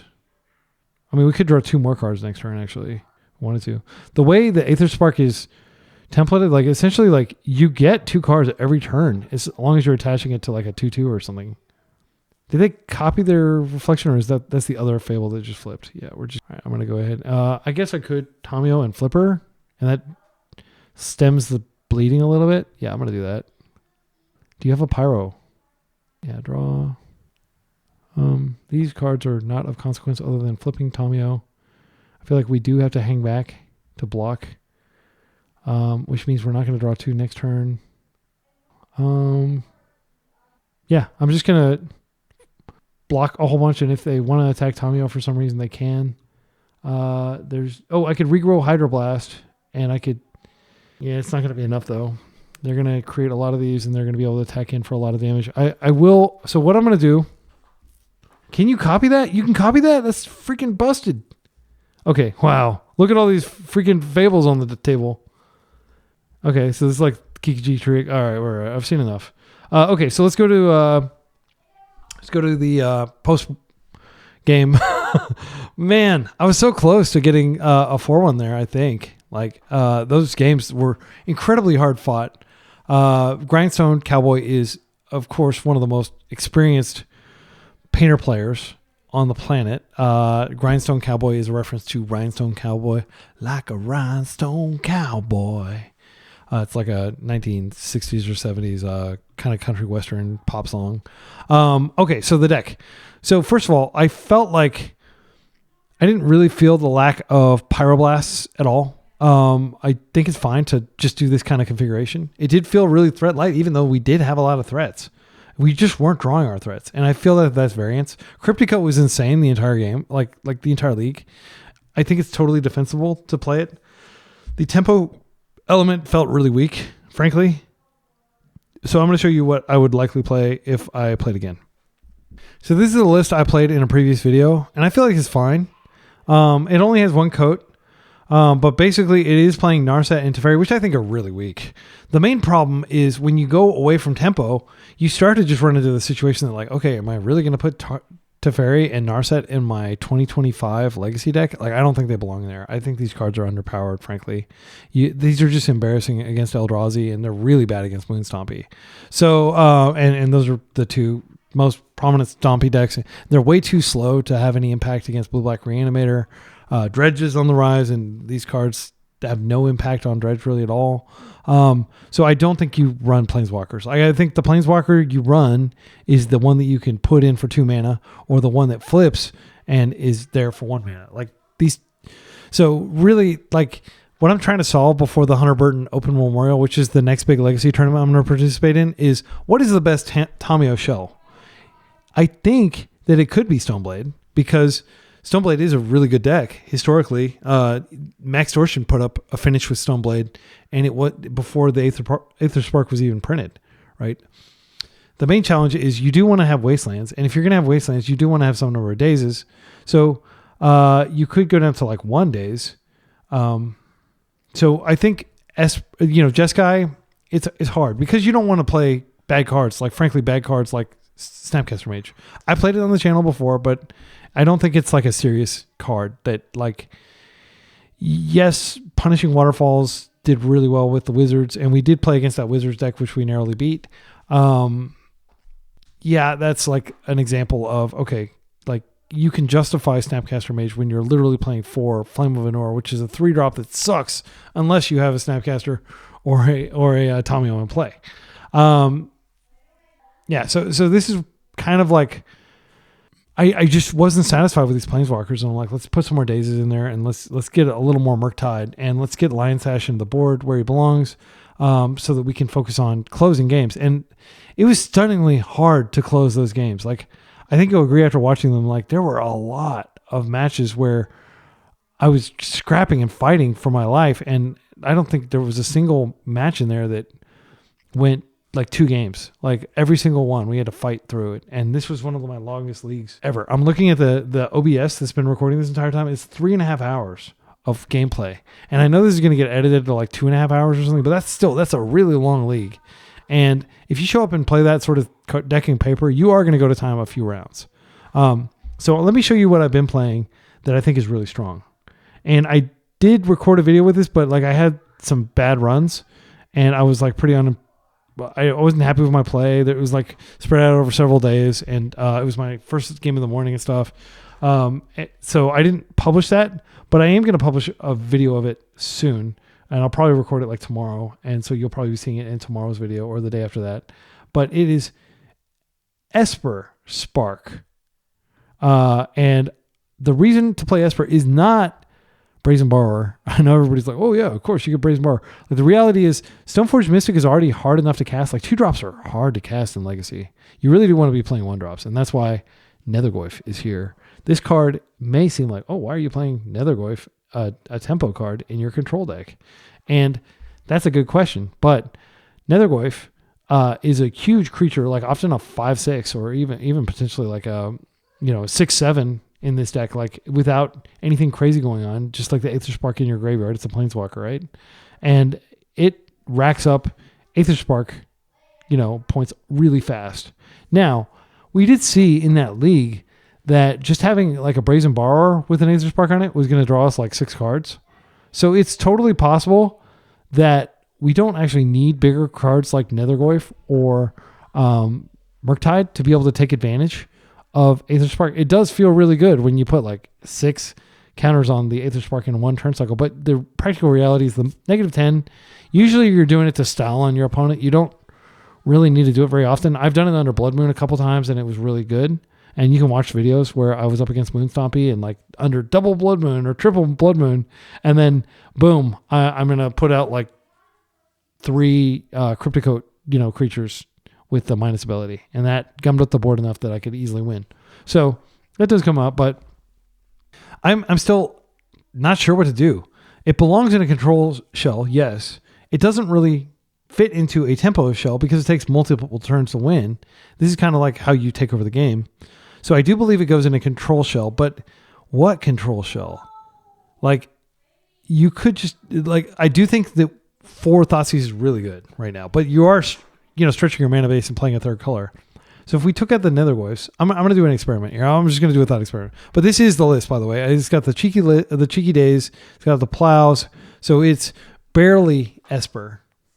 I think a control deck, man, is it possible that we want to have a 4-color deck? Is that too ambitious in the land of Sowing Mycospawn? Okay, let me just think about this for a second, but I don't think there's a problem with it, like going a little bit heavier on lands. Like this has 20 lands, and using a mana base like this, but like not necessarily playing Nethergoyf, but trying to figure out something else to play. But you want to close the game, but Nethergoyf is just, it's not it. All right, so here is the list that I think I'm going to try for my next league. And we've got the Aetherspark, we've got Pre-War back in, and we've got 1 Cryptic Coat. And in order to support having both Pre-War and Aetherspark, you do want to have a high density of creatures. So I am worried about 2-drops crowding because we're really rocking like 9 2-drops here and only 4 1-drops. But we've got the 4 Mystics. We got the 4 Bowmasters. We can fit kind of another just value card, and we need a blue card to pitch to force. So Baleful Strix here. And our blue count is pretty low, unfortunately. It's only 22 cards, which is just on the very kind of like lower margin of what I feel comfortable. I really like to play like 24, but we can ratchet up our blue card count a little bit with Force Negation. We've got the Consigns with the Hydroblast on the side. I do think Prismatic Ending is a great card, but I think it's usually a sideboard card.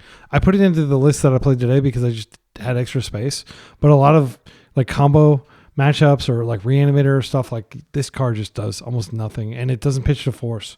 Is like the worst thing you can say about any card is it doesn't pitch to force. So what I'm kind of excited about this list for is because we're not going to be supporting Nethergoyf or anything like that, we could try Leyline of the Void. It is a card that's kind of like traditionally reserved for non-blue decks. Like, oh, I don't need Leyline of the Void. I got Force and all that stuff. But like with Oops All Spells and now Dredge, and I think this might actually be good enough to board in against like Delver and stuff. I've seen people, like I've had it boarded again against me as a Delver player, and it's been a real pain. Yeah, we could try this, and this is definitely the strongest card against Oops All Spells. Full stop. This is the card that Oops players fear the most generally. I know that they do have ways of getting around it, but it's like the hardest thing to get around, whereas, you get it immediately, whereas with a Nihilist Spellbomb, you have to wait a turn to get it out. So this is probably what I'll try. I do like the cheeky One of Days. I have a Kaito in here. When you have this many creatures, you could include Kaito, and we need to get our blue count up anyway. I don't want to go in the direction of Murktide here because Murktide just, it's a bigger card and it doesn't really pair well with Pre-War. And my theory is that the Aetherspark is so good in terms of like drawing cards when you've got even like a 2-3 that it's attached to, or let alone like a 4-2 or something like that. That, also this is combat damage. It doesn't count Bowmaster pings. It would be insane if it was just like damage. Like I played against some deck that was playing like Karn Forge type thing, and they had Curiosity in their deck, and they put it onto the Glaring Fleshraker, and they just proceeded to like draw their entire deck, and it was very disgusting combo. I'm surprised I hadn't seen it before. But Curiosity, 1 blue mana, whenever enchanted creature deals damage, draw a card, and then of course Glaring Fleshraker. So every time you cast a colorless spell, it does damage, and you get to draw a card. It's really ridiculous. But unfortunately, Aetherspark doesn't have that clause. Otherwise, it would be way more powerful. So yeah, I think 4 Thoughtseize is good anti-combo, and we can just play the one of days. We don't have to go full tempo, but I do recommend playing 4 Wasteland, and we'll just go up to 20 lands to accommodate the fact that we're not going to be dazing lands back to our hand generally, and that we do have lots of things to do with extra mana like Tamio, and our curve is a little bit higher. But I still think that Wasteland is good here. We do have 1 of each basic, but we don't have a whole lot of black sources. Like, it is possible that a Delver player could waste us off being able to recast our Leyline of the Void after, but it's questionable whether it would really matter if the game got to that point. But yeah, I'm excited to try this, and I'm excited to see how good Leyline of the Void is in a control shell, and I will create a video for that. So stay tuned on my channel if you haven't subscribed, or if you're not actively like liking my videos that you're spending like 2.5 hours watching or anything like that, please consider doing so. And I do want to just thank you again for tuning in, and until next time, be excellent to each other and party on.